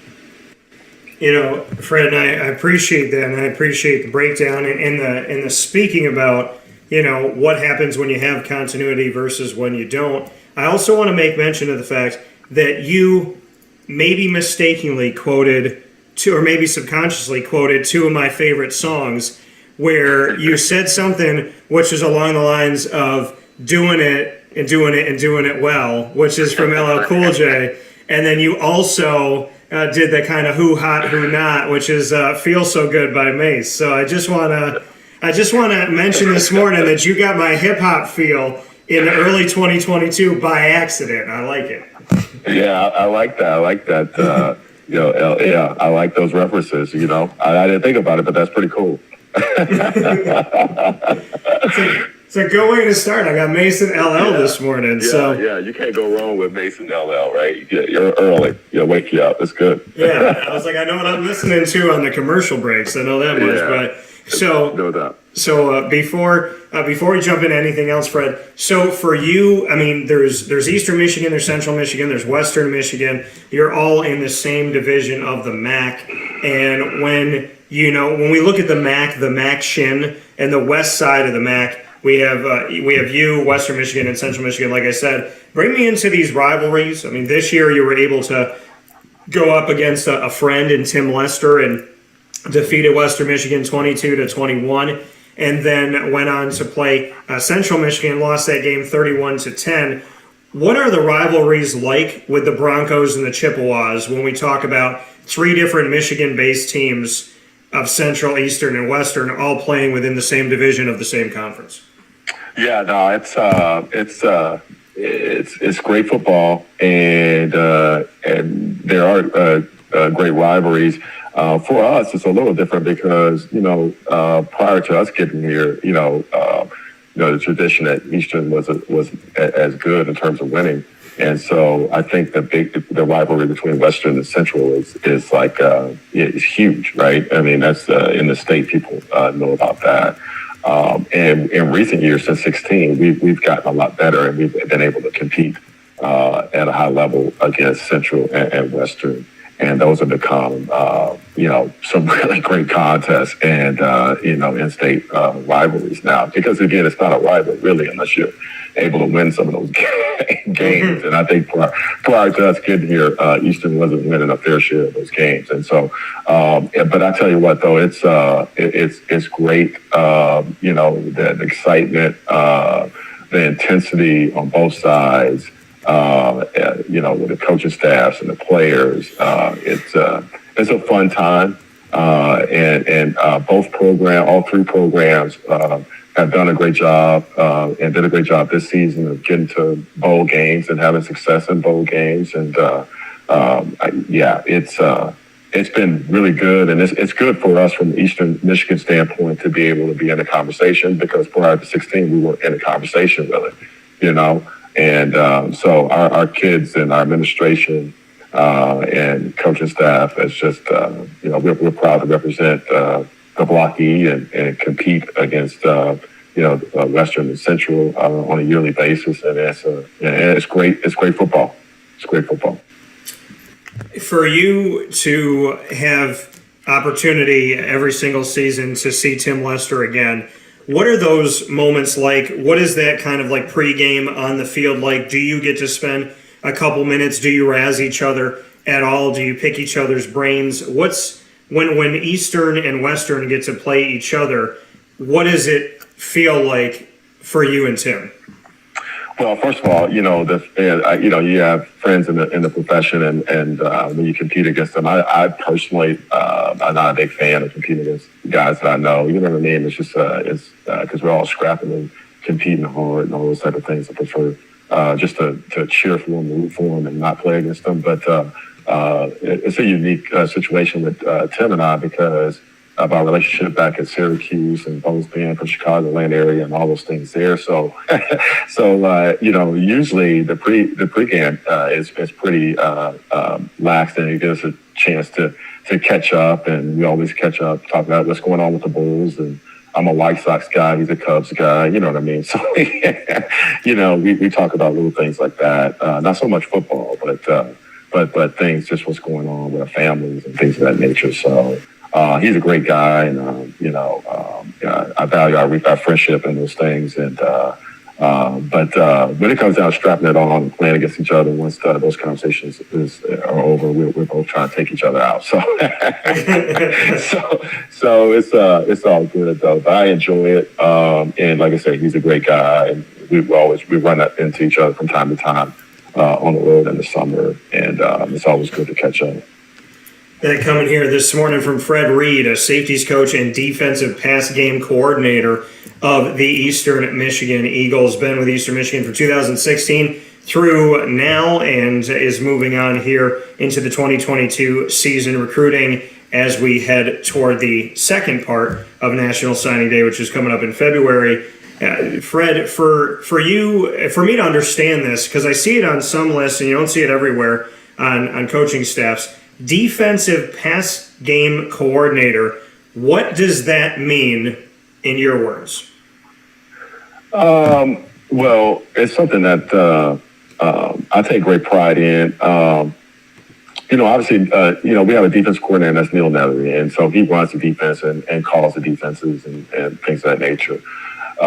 What we've done over the years and being together is I've taken a little bit more of a load off of him in terms of the pass game. Something I enjoy doing, and it just gives me a little bit more say in terms of what we're doing from a pass game standpoint. And that's been, great for me, rewarding in terms of being able to be a little bit more involved, with what we're doing, game plan wise, and some schematic things as well. So I think, I've been a coordinator and I've done that. And so to be involved a little bit more as an assistant coach is I appreciate having an opportunity to do that, and what it entails is just those things in terms of game planning and preparation and some schematic things on a weekly and yearly basis. Makes sense. So to have a piece of that and to help out, like you said, the defensive coordinator, as your role has evolved at Eastern Michigan, how have you seen yourself evolve? And then secondly, why do you love the secondary so much? Why is that something that energizes you? Well, just being here, I think that being here at Eastern and Neil is a good friend, and Chris Creighton is a good friend as well. Just being with them and getting to know their families and those type of things, it's been awesome. And we've recruited some really good kids. And just love the young men that we have in the program. And I've been able to be here long enough to see kids come through and go through the program as freshmen, and redshirt, or and graduate. You know what I mean? In 5 years, some guys in 4. That's been really, really rewarding. And then being able to have our guys walk around with pride on campus with a blocky on their chest. There were some guys when we first got here that didn't have that opportunity to walk around with pride, with a blocky on their chest. You know what I mean? And they were chastised and things of that nature. But things have changed, and so I'm proud to be a part of a program that supported, got great support from my administration, and have a head coach with great energy and passion. So I'm excited every day that I wake up to be able to represent Eastern Michigan University, and the players that we have here. What was the second part of that? Just what energizes you about the secondary specifically, why you love it? Yeah, secondary play. It's just, I played DB, played free safety, and so that part of it. And I've always been, I was never growing up, and I really, I envy Tim Lester. Tim Lester was a quarterback. And growing up, I wanted to be a quarterback, but I didn't have any type of arm strength. I couldn't play the position.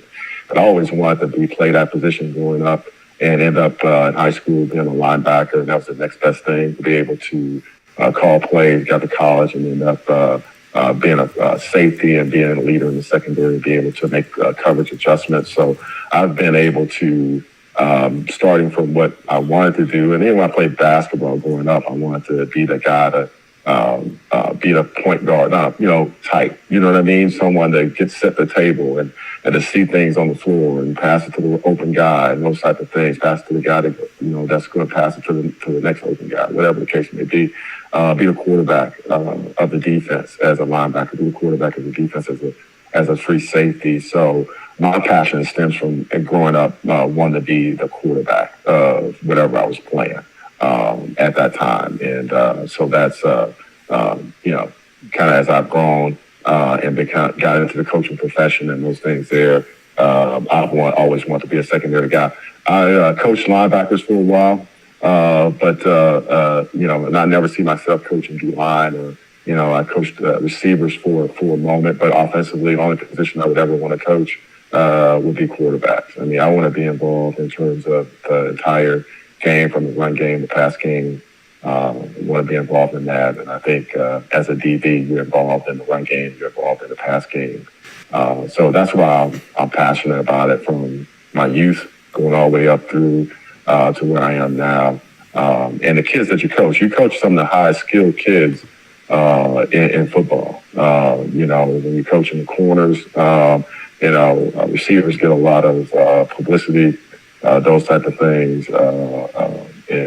But that corner position is probably the hardest position I think in playing football in terms of the skill level that's required to play it at a high level, especially nowadays with the rules that you have. You barely can even touch a guy.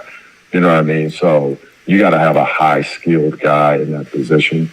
And, and then in the safety position, just to be able to be high skilled, but also be a guy that has some physicality and range and be able to have instincts and things of that nature. So all those things are why I'm passionate about secondary play. And all that stuff started when I was, a youth, wanted to be a quarterback of the defense, quarterback of the offense, and so on and so forth. That coming here from Fred Reed here on Wake Up Call with Dan Tortora, and much appreciation. I'm picturing Fred Reed going up against Tim Lester on the field. Like, I'm just seeing, can you figure him out? Can you key on him when he was a quarterback? Like, I'm just trying to. I don't know. I'm trying to see that. He was really good. He was really good. He brought. I mean, I don't know, man. I tell you what, we probably throw some disguise coverages at him and maybe try to confuse him or something. I don't know. He was really good. So I don't know. And when we look at this though, and you're speaking about being good here, you talk about how Eastern Michigan, in order for it to be a rivalry with Central and Western, you got to win games. Eastern Michigan's been around for 47 seasons in football. MAC for all of those seasons except for their first, which was independent in 75. From 75 to 2013, for that long stretch of decade upon decade, there was only 6 winning seasons. Chris Creighton has 3 winning seasons out of the last 6 years. So just what you could say about that, a team that from 75 to 2013, pre-Chris Creighton, and you being on the staff and Neil and whatnot, this was a program that only had 6 winning seasons from 75 to 2013. Now you're halfway there with 3 winning seasons from 2016 to 2021. Just what that says about where Eastern Michigan football is. Yeah, no, it's come a long way. And, and if we can, win a bowl game, here or there, been more, you know what I'm saying, in that 6-year period. So, but it just shows you in terms of where we are and what's been built here, and we're going to continue to try to strive and add to it. And I think we're going in the right direction. The type of kids that we're recruiting here, and the coaching staff that we have. The administrative support, all that works in concert with each other to get us to have the success that we've had in this last 6 years, and we're going to continue to build on that moving forward. Coming here from the defensive pass game coordinator and safeties coach Fred Reed of Eastern Michigan, who was at Syracuse when we met one another and has moved on to Eastern Michigan with the Eagles to take on the rest of the MAC. You got to go to a bowl game this season, albeit not the way that you wanted it to end. I know you talked about winning a bowl game and how important that would be to this team. To give a little history here, folks, we look at the fact there was only one bowl game ever pre-Chris Creighton for Eastern Michigan, and that was the California Bowl, and that was back in 87, and they won the game back in 87, the Eastern Michigan Eagles did. And since then, we have the Popeyes Bahamas Bowl, the Camellia Bowl, the Quick Lane Bowl, and the Lending Tree Bowl, Lending Tree most recently. So the team has only been to 5 bowl games in 47 years. You're a part of 4 of those 5 games, Fred. I know you're a humble guy. I know you give credit to Chris, but you're a part of this team that's advanced to bowl season 4 times here very recently. What can you tell me about what you take away from, despite there being a loss against Liberty, what do you take away from bowl season and the importance of advancing to a bowl game? Yeah, I think, our kids work really hard all year round. The coaching staffs work really, really, really hard in terms of preparing the guys, our support staffs. So everybody involved worked really hard. So the reward to working hard is the opportunity to go to a bowl game, and so everybody puts in a tremendous amount of work and sacrifice to be in a position where you can go to a bowl game. So it's like all hands on deck. We all work, tremendously hard, and it starts now in January for the new group, and we'll work hard to get back to a bowl next season. I mean, ideally, you want a chance to win your division and a chance to play for a MAC championship, and then the next thing would be able to go to a bowl game and compete and win that bowl game. So that's really important, and I think we at this point have developed a tradition here that's and everything is trending in the right direction where we're going to be a perennial bowl program. That's something that our kids are going to work tremendously hard, and our staff will as well, and the support staff, and that's always our goal to get there. And now our biggest challenge is to win one. We haven't won one yet, and that's a big challenge to be able to compete at a high level, to be able to win it. In terms of just the importance of getting to a bowl, it really helps you develop your young players, and it gives us a chance to get extra practices in where we're not necessarily game planning, but we actually, it's almost like an additional spring ball, if you will, where we compete against our offense and get some of the young guys going. And you can continue to evaluate some of the freshmen and redshirt freshmen that you recruited, and it gives you a great chance to give them another opportunity to play fast in practice, because during the course of the year, it's very hard if you're not playing those guys and they're not in the 2 deep, or they're not in the rotation from a special team standpoint. You don't get a chance to spend a ton of time with them outside of a short individual. So I think it's huge for those guys. We have, for example, 2 young safeties that we think are going to be really good players coming out of camp this past August, and they played some special teams and played in 3 or 4 games and end up redshirting, and then in December during the practices they showed that they are going to be guys that they are who we thought they were, and so we're looking forward to spring ball, the off-season training program, and getting to spring ball so those guys can continue to develop. So it's really, really important in terms of developing your young players, the extra practices that you get. That coming here from Fred Reed on Wake Up Call with Dan Tortora this morning inside the Cafe Kubal studios. Fred, in closing here, just, looking back on everything that's gone on. I mean, you spoke on Chris Creighton and him staying with this team and staying loyal to this team, seeing things through.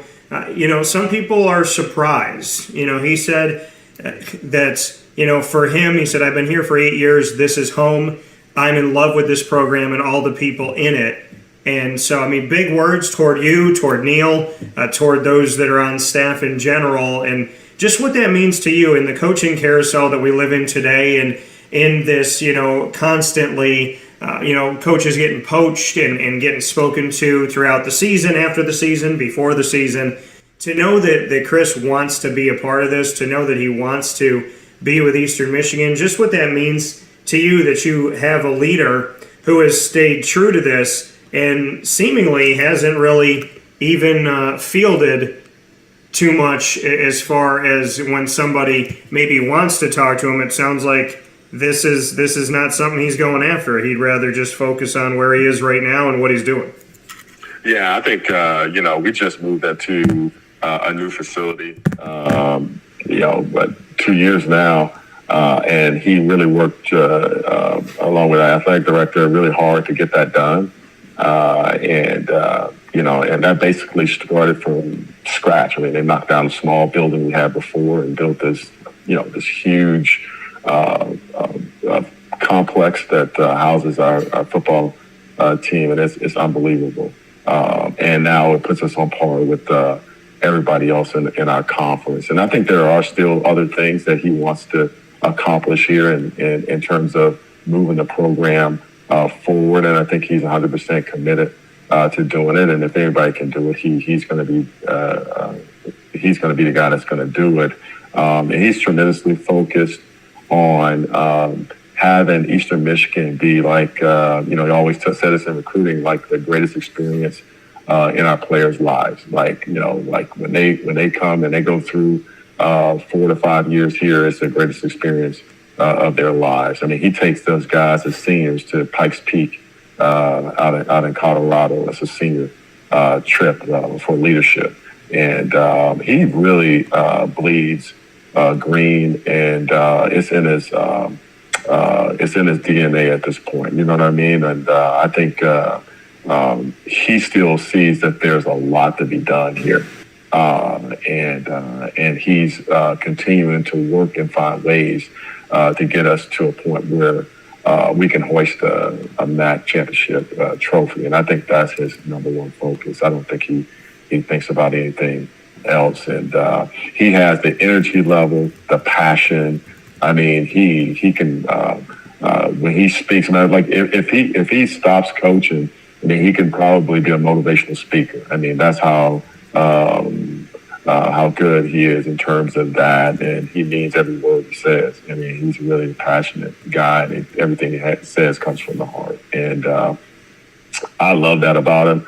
And that's what's kept me here and working on this staff, because he's an unbelievable person. And if that day comes, some university would be, really, really, really, really lucky to have him. I'm telling you, he's great. But I hope that for the way his mindset is, I hope that we stay here and we're able to be perennial MAC champions. You know what I mean, and do things that teams have done in this conference that won multiple MAC championships. So so anyway, that's how I feel about what we're doing and what Coach Creighton has done here, and we look forward to starting off here in a week when our guys get back and hit the ground running. For you, Fred, when you said your goal is to win a MAC championship and then to be perennial contenders in the MAC, what does it say about the MAC that it's so hard to get to the championship game, let alone win 2 in a row? It's like every single year it's a different team. Northern Illinois, look at what they've done and how they were able to finish off their season. What can you say about the MAC, the fact that whoever the champion is, this isn't talking about like Alabama in the SEC or Clemson typically in the ACC or Ohio State in the Big Ten or Oklahoma in the Big 12. When it comes to the MAC, it's seemingly an ever-changing opportunity that really, I would think, goes to show just how competitive the MAC is. that we're not seeing the same team twice hoist a trophy? Yeah, I think the thing is, I think the players, there's some really good players in this league, and a lot of these players have a chip on their shoulder because they feel like they should be playing at the highest level of what we call Power 5. A lot of those guys have a chip on their shoulder about that. So I think there's some unbelievable players. The second thing is I think that there's some really good coaches, really good head coaches that have hired good staffs. And it's a flat out battle every week you line up, man. So I think, it's not one of those deals where you can just go in and show up. I mean, you better come with your A game or you're not going to be able to, win the game. So I think it's a combination of the players in the league and the coaches. There's some really good coaches in this league, and I think it makes it super, super competitive. And I think people on the outside really probably don't know that. I think you have to be on the inside or be involved with it on a weekly basis to understand the depth of it. And in closing here, Fred, for name, image, and likeness in the transfer portal, how do you navigate this? How have you navigated this now that we've gone a season with name, image, and likeness? How involved are you or is this staff in discussing it with players and being a part of that? And then when it comes to the transfer portal, as you're out there recruiting, what is the plan for Eastern Michigan, so to speak? Is this an active portal school? Is this a school saying, hey, we still want to build through prep schools and high schools and go to the portal if we need to? So how did you attack name, image, and likeness? I know it's two big topics, but how did you attack one of them? Basically tell me these two very big topics that have more questions than answers in the next 2 minutes. No, I'm just kidding. But yeah, like the NIL is something that I think every school is trying to wrap their arms around. But it really comes down to outside people in the community that want to be able to have one of the players or several players or what have you, represent their company or the business or what have you. And I think it's great for the players and those things. We've done some things with our athletic administration in terms of educating the guys on the NIL, but it's uncharted territory, and I think people are still trying to wrap their arms around it and trying to figure it out. And I think it's going to be that way for the near future, I would think. But I'm, just in terms of how I feel about it, I think it's great for the players. I think if a player has the opportunity to make some money off of his name, image, or likeness, more power to him. And if they're able to do it, and it's also not just football. Obviously, I'm speaking for football, but it's the Olympic sports too. I mean, more power to them. We got one of the best track programs in the country, and for our female student athletes who have really competed at a high level, for them to be able to cash in on the NIL, I think that's awesome. And so, but we do try to do a job. Our administration do a good job in terms of educating them. In terms of the portal, we're a developmental program. That's who we are. Unless Coach calls a meeting tomorrow and says we're not. we're a developmental program. And so we always going to, recruit the high school kids and try to develop them. And then need-based, I think everybody has to look at at this point, look at the portal just to see, because the reason why we have to, because again, you're going to lose guys too. So you're not going to, just the way that's the nature of this thing, what it's become. And so you just got to look in terms of need-based. And that's how we are looking at it. We'll develop a program and then use the portal to be able to look at it, similar to how we've looked in the past at junior college programs, being able to recruit guys based on need and whatever needs you have. Just say, okay, we have a need at this position or that. We want to really look to through the portal and junior college ranks to find someone that can come in and fit into those needed areas. That's at EMU. Some people do it differently. There are some that are really programs that are really hitting that portal really hard. But I think that's part of the reason people are hitting it really hard. I think it's some of it is the climate of the win now, and guys are not getting, I say guys, head coaches are getting 2-3 years to get things done. It's really difficult to do that really in football. You may be able to do it in others, maybe basketball or something, I don't know, but football is very difficult in terms of the numbers to be able to get it turned around that quickly. But I think that's where some people are putting their focus. But we're a developmental program. We like to get guys in the program and develop them and get them to play at a high level and have them in the program for 4 to 5 years and go from there with them. That's been what Coach Creighton has preached since I've been here.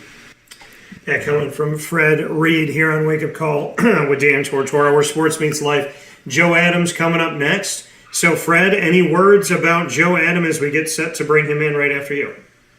No, that's my man. I know he's recruiting really hard, trying to, continue to build his program. And just an awesome guy, great friend. And I wish him nothing but the best in terms of recruiting.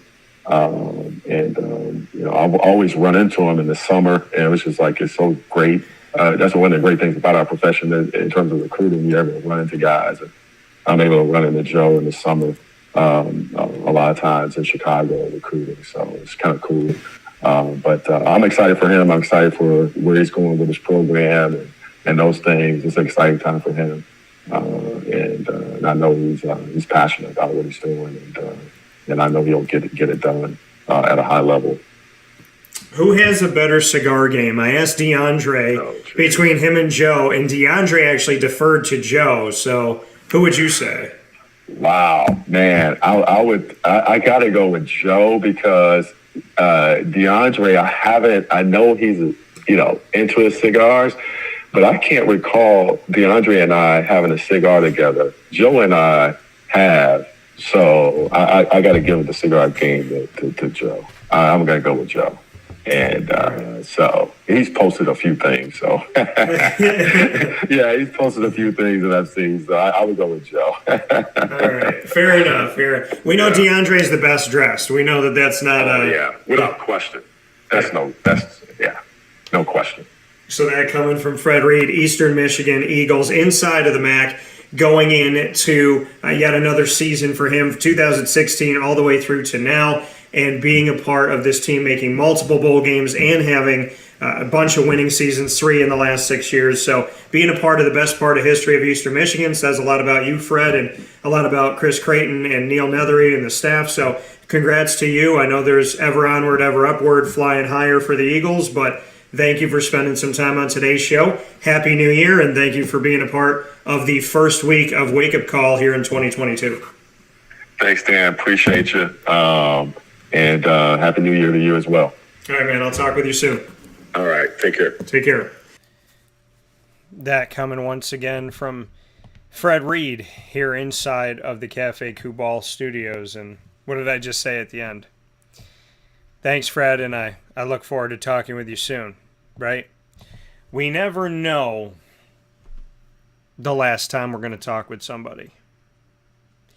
We never know the last moment we're going to have in front of somebody. The last time that they're going to see our face. Are we smiling? Are we crying? Are we frowning? Are we thankful? Are we appreciative? Are we negative?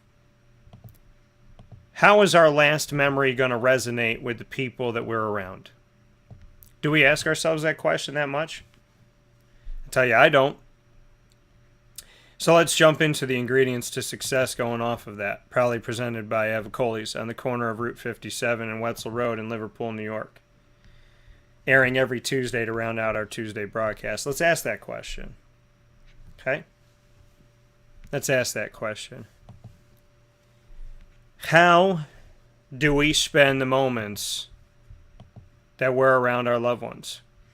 How do we spend the moments around strangers? How do we spend our moments in general? What do we do with them? How do we spend them? Because there will come a day where it's the last moment that we're spending in front of somebody. And sometimes we're not going to know that.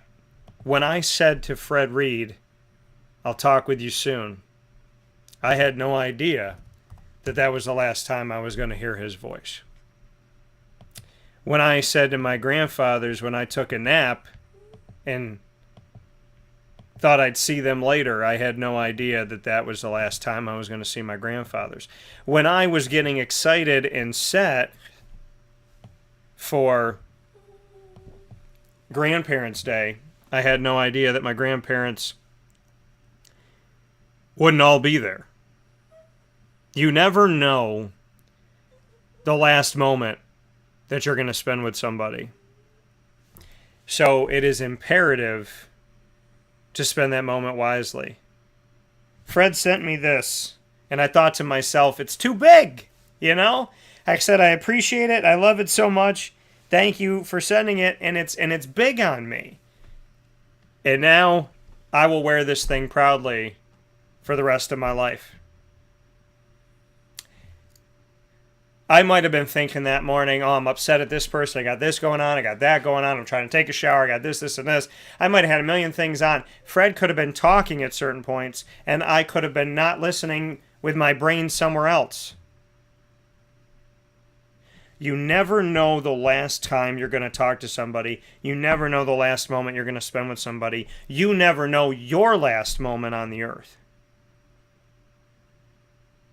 My girlfriend said something to me. She said something to me last night.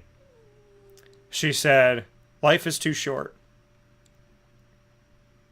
That she doesn't want to wait to make those big moves, to do those big things. She said, I want to have your kids.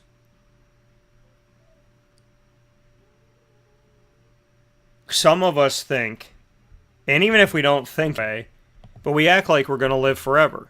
We act like God is going to let us live forever and that we have all the time in the world to do whatever we want. But that's not true. We don't have all the time in the world.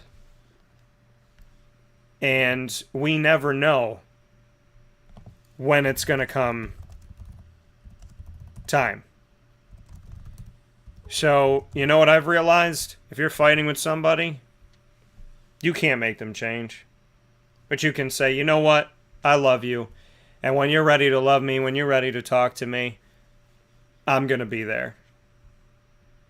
I don't hate anybody that's done me dirty. And that, listen, I don't hate anybody. But does it take time?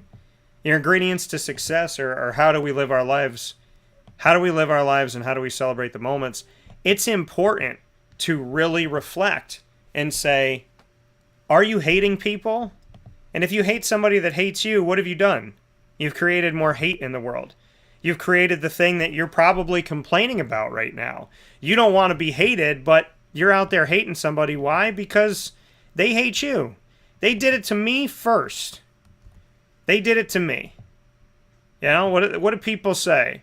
Well, they did it to me first. What do you say when you're a little kid on the playground? Well, she pushed me first. Well, he said something to me first. That's what we say, right? They did it first. It doesn't make it okay. Because I'm going to tell you something. I haven't always gotten along with my mom. I haven't always gotten along with my dad. I haven't always gotten along with my girlfriend. I haven't always gotten along with my friends. I haven't always gotten along with some of the people that I work with. I haven't always gotten along with my neighbors. I haven't always gotten along with Lily. Sometimes I'm like, hey, Lil, you shouldn't do that. But guess what?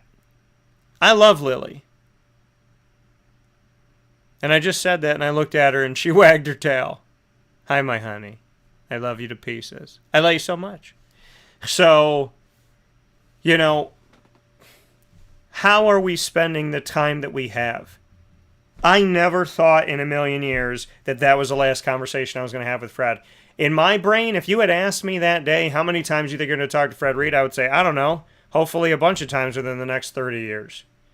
That's what I'd be thinking. I'm going to be talking to Fred for decades. I had no idea. And when I texted Bobby, and I texted Tim, and I texted Chuck Bulla, and I texted DeAndre, and I texted Joe, none of us expected that this was ever going to be something that happened. When I texted Wolf, we never thought. We never knew. We had no idea. So I'm sure DeAndre's thinking, what's the last thing I said to Fred? Bobby, when's the last time I called Fred? Tim, what did Fred and I talk about last? Joe, when's the last time we had a drink? As Joe sent me a message saying I'm pouring one out for him today. Chuck, what's the last interaction that I had with him and when was it? Wolf, what did I take away from Fred when I talked to him? Me. What was I thinking that day when I had Fred on the show? When I had Joe Adam and Fred Reed on the show? I was never thinking for a millisecond that that was the last time I was going to talk with him. I was never thinking that. If that was the case, I wouldn't have gotten off the phone. So, your ingredients to success today is to go out there into this world and to think about what you're doing and what you're saying. You might be mad at people, but instead of being mad at them and wasting your energy, why don't you say, you know what, mom, dad, girlfriend, boyfriend, brother, sister, neighbor, stranger, I don't know why you're doing this, but I care about you. I love you. I appreciate you. I honor you. I respect you. You talk to me when you're ready. Don't hold grudges. Don't be mad. You don't have to forget what happened to you, but you have to forgive it. Because I'm sure that somebody might have argued with Fred. And that might have been their last conversation with him. And I can't fathom arguing with my parents and never getting to hear from them again. I can't fathom not talking to my mom after all of the millions of good memories we've had, just because in this moment we're not seeing eye to eye. So, Mom, I'm sorry that I haven't talked to you as much because I didn't agree with certain things and I was upset about certain things. And I wanted certain things to be okay and I wanted certain things to change for the better. But I'm sorry that that turned into me ignoring you. I apologize for that. And Dad, I don't agree with how you treated me growing up. But I love you now. And I appreciate, and I loved you then. And as much as, if I held the grudge for everything you did growing up, we wouldn't be friends now. So thank you. Thank you for treating me good, Dad. And even on our worst day, thank you for not leaving my mom. Thank you for helping me to go to school. Thank you for helping me to have a great education. Even when I didn't feel like you were emotionally there, you never physically ran out on your family. And I can't say that about every father. And I can't say that about the fathers of the people that I love the most. Some of their dads did leave and never come back. So my worst relationships really aren't that bad. And my worst romantic relationships, those women taught me something. And my friends that disappeared, they taught me something. And those businesses that didn't work out, I don't miss any of them. Because I have learned that good people stick around. Good people last. Good people endure. Good people work things out. And you let the rest go.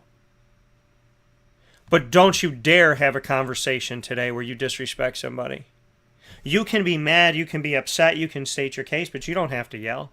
You don't have to call people names. You don't have to swear. You don't have to belittle. You don't have to be mean to get your point across. And I had to learn that. You don't have to be mean to get your point across. You don't have to ignore somebody.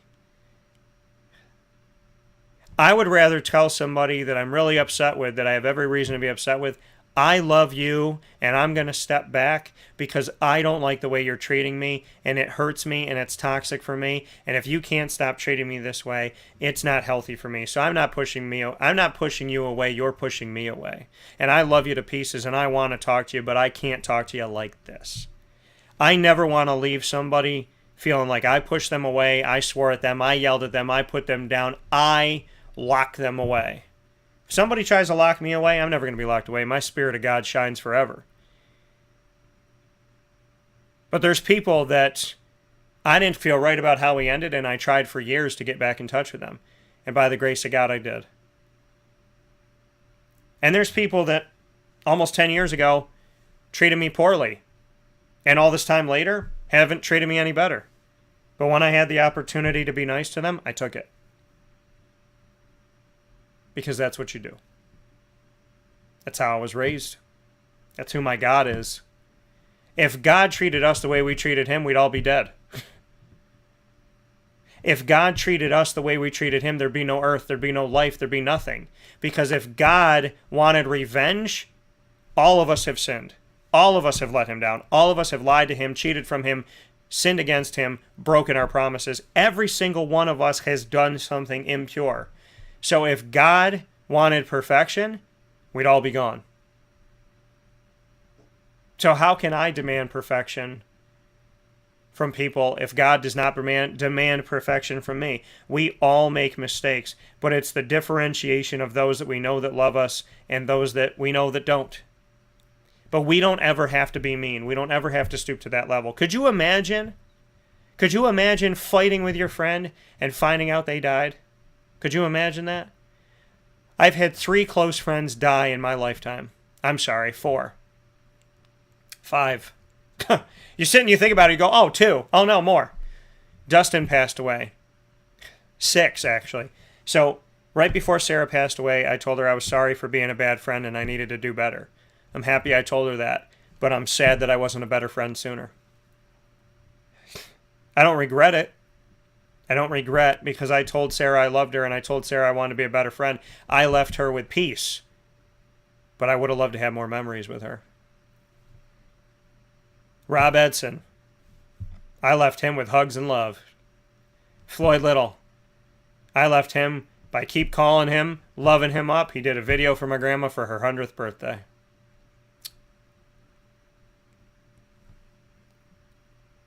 Dustin Rhodes, we both lived in Florida. I told him I was going to go visit him, and I never did. Not because I didn't want to, but I was too busy, right? We're always too busy. But Dustin was always good to me, always kind to me. And Rebecca, his wife, who's now remarried, she's always been good to me and continues to be good to me. Thank you for that.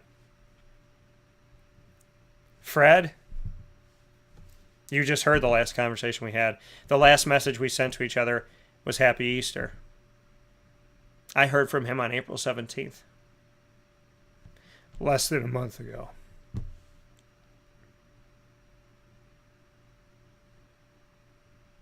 Jay Hammerin. All I did was love the guy. He was 70% of the reason why I went to Marywood.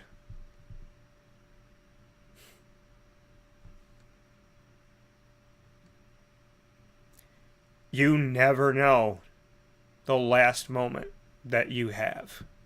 And I can tell you for a fact, if my last moment was at any time in this last 36 years, I would have been really disappointed and really regretful.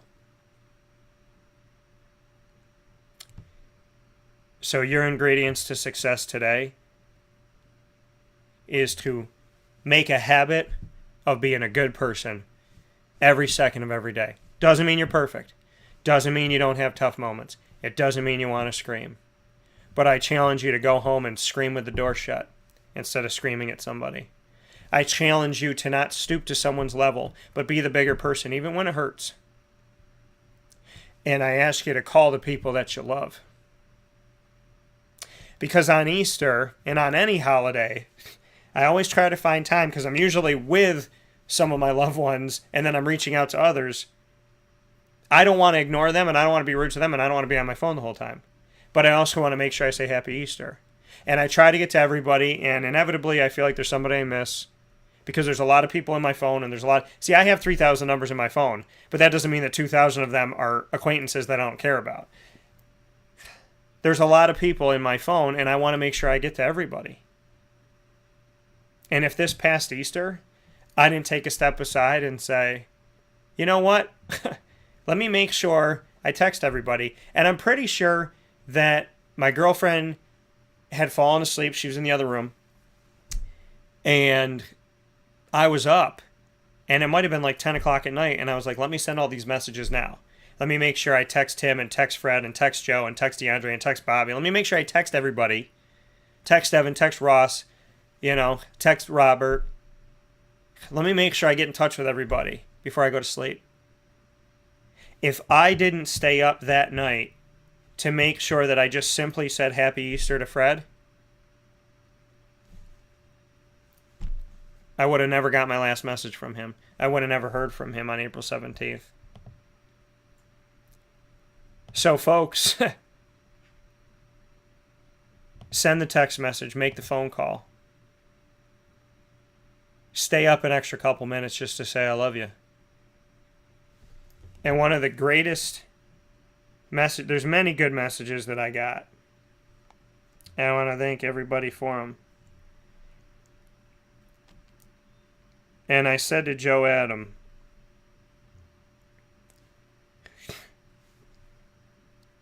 he said, because I was thinking about putting this through. And I was thinking about putting the show on today. And before I had made the decision to put on the video of all of us, he said, I've watched this multiple times today. That was yesterday. He said, I can't thank you enough for this hour together. Thanks for putting it together, Dan. And you never know.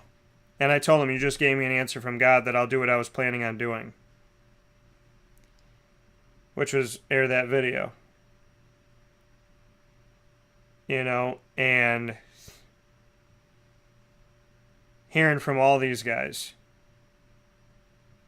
And sending our love back and forth.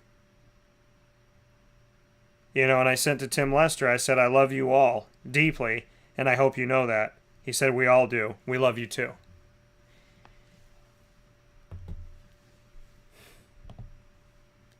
Every second counts.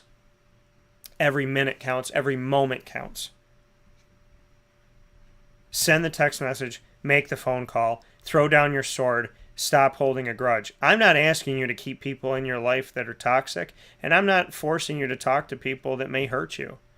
I'm saying to you that if you love somebody, even when they're mean, even when they hurt you, then you know you really love them. And when you love them through it all, and they just can't get out of their own way because something inside of them is not okay, you say, I love you, and I want to talk to you. And when you're ready to love me back, you give me a call because I love you. You may have to get away from certain people. But don't you ever forget to say I love you if you do. And if you don't you ever say it. I'm going to say that again. If you love somebody, even when they hurt you, don't you ever forget to say I love you. And if you don't love somebody, don't you ever lie and say you do. Because God forbid that person takes you seriously and they think you love them and you don't. You broke their heart. I've had people tell me love me that they don't. And I've had people withhold love from me when they're mad. Say I love you when you do. And if you don't say it. But love doesn't have stipulations. Because God is love and love is God. And God does not have stipulations on his love.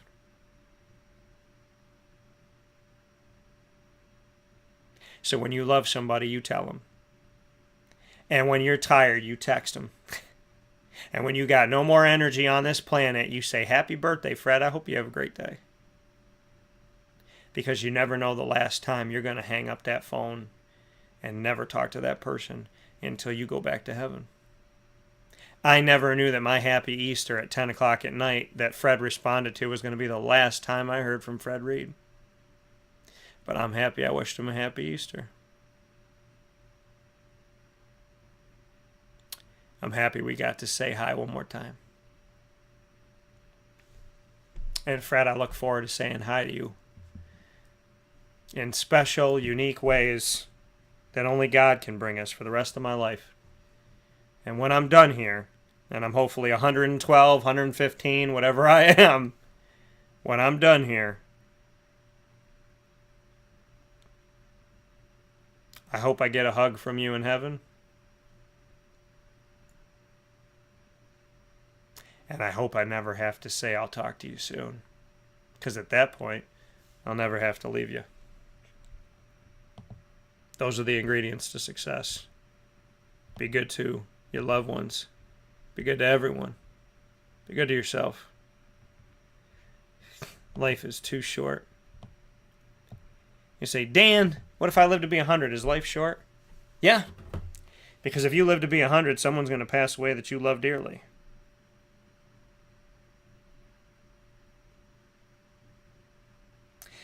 I just said to somebody recently, I said, of all the people that I've been blessed to know, it's a blessing to know all these people. But it also means the more people you know, the more that someday I'm gonna have somebody pass away. I said, knowing all these coaches and all these players, eventually I'm going to know somebody who passed away. And shortly after that, Fred passed. I was never thinking in a million years I wasn't going to talk to Fred again. So I'll talk to you again, Fred. But in the meantime, brother, you take care of heaven for us. Smoke a cigar with God for us. And show God that prevent D. Show God how to take care of those wide receivers and that quarterback at the bottom of the fourth quarter when there's 3 seconds left on the clock.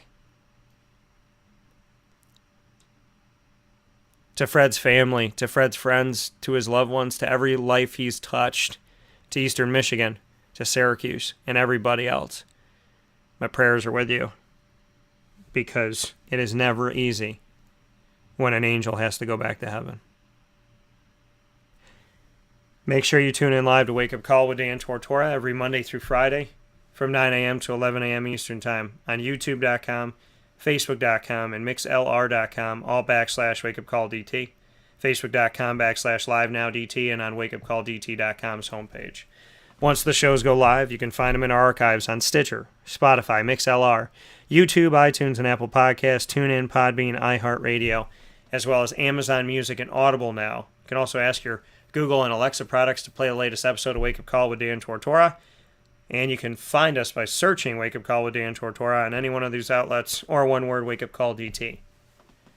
Thank you to our Central and Upstate New York partners and beyond: Cafe Cubal, Carvel DeWitt, the Wildcat Sports Pub, PB&J's Lunchbox, Canine Camp Dog Daycare, Ma and Pa's Kettle Corn and Popcorn Factory. You can order from maandpazpopcorn.com anywhere in the country, and they'll send it to your doorstep. Canine Campground Dog Boarding, Avicoli's, Millhouse Market, Honda City of Liverpool, Pizza Man, Chick-fil-A Cicero, and Chick-fil-A Clay, Victory Sports Medicine and Orthopedics, and Mother's Cupboard. Wake Up Call with Dan Tortora is also the exclusive multimedia marketing partner of your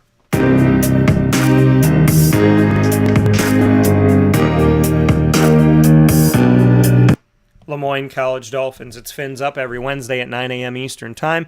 Make sure you're tuning into our Dolphin Time with the Dolphins every first and third Wednesday with new episodes of AD and DT with Athletics Director Bob Beretta and myself, Dan Tortora. Every second and fourth Wednesday with the Dolphin Dive as we dive into the stories of student athletes, coaches, administration, as well as future Dolphins and alumni. We're literally diving into this Dolphin Dive as the new head coach for men's and women's swimming and diving at Lemoyne College is assistant coach and former student athlete at Lemoyne, Adam Zakowski, who's going to be joining us on Wake Up Call with Dan Tortora tomorrow morning at 9 a.m. Eastern Time. You can check out all of our videos and all of our specials with Lemoyne throughout the month on Dolphin Time and in general, because we're always doing bonus stuff throughout the year.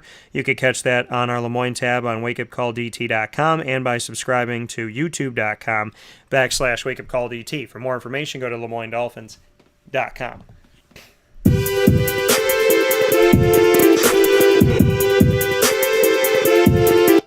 Wake Up Call with Dan Tortora is also the proud multimedia marketing partner of your Marywood University Pacers exclusively. You can find the Pacers every Friday around 10:30 a.m. Eastern Time. To bring us into the weekend, we do our Pacer Pride exclusive specials with student athletes, coaches, and administration of Marywood University. You can find all of our incredible stories with the incredible people that we are blessed to talk with by going to the Marywood tab on WakeUpCallDT.com, as well as by subscribing to our YouTube.com / WakeUpCallDT channel. Find out more information at MarywoodPacers.com.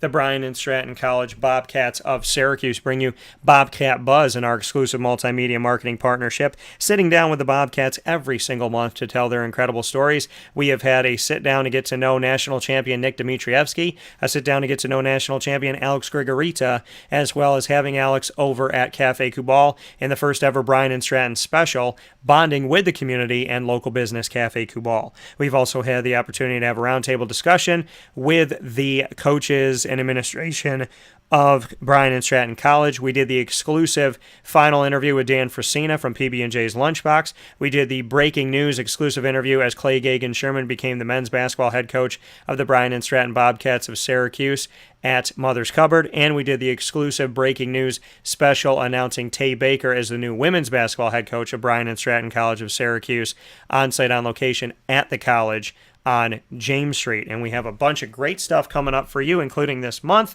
Still more from the Bobcats, as always.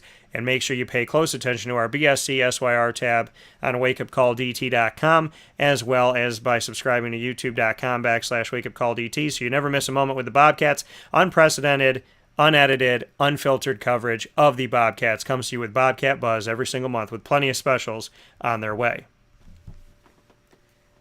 With that being said, I want to thank you for tuning in. I want to thank Avicoli's for the ingredients to success on the corner of Route 57 and Wetzel Road in Liverpool, New York. Make sure you head out to Avicoli's every Tuesday through Sunday, indoor and outdoor dining, with the pizza side as well as the fine dining side, the bar, the outdoor dining, 4 places in one. And for takeout, delivery, and catering, you can go to myavicolis.com or call 315-622-5100. That's 315-622-5100. A big thanks to all of you, and make sure you connect with us on Facebook at WakeUpCallDT, Twitter at CallDT, and Instagram at WakeUpCall_DT. From the Cafe Kubal studios, head out to Cafe Kubal on 3501 James Street, 324 West Water Street, 401 South Salina Street, all in Syracuse, as well as inside of their double-decker cafe on 343 Fayette Street in Manlius, and of course at their drive-through location on the corner of Route 11 and Taft Road at Sweetheart Corners in North Syracuse at that historic corner. In the meantime, I hope you have a fantastic day. Call your friends, call your family, call the people that you love. Give somebody a second chance that you know should have it, and just be good to people. Be good to yourself, be good to others, be good to strangers. Fred, thank you for spending time with me. Thank you for answering my call. Thank you for agreeing to be on my show. Thank you for your happy Easter message. And thank you for loving me. I love you, brother, and I will miss you. But I'll see you again. And I'll, God willing, see you all tomorrow. Be good, and do not waste a second. Live your life.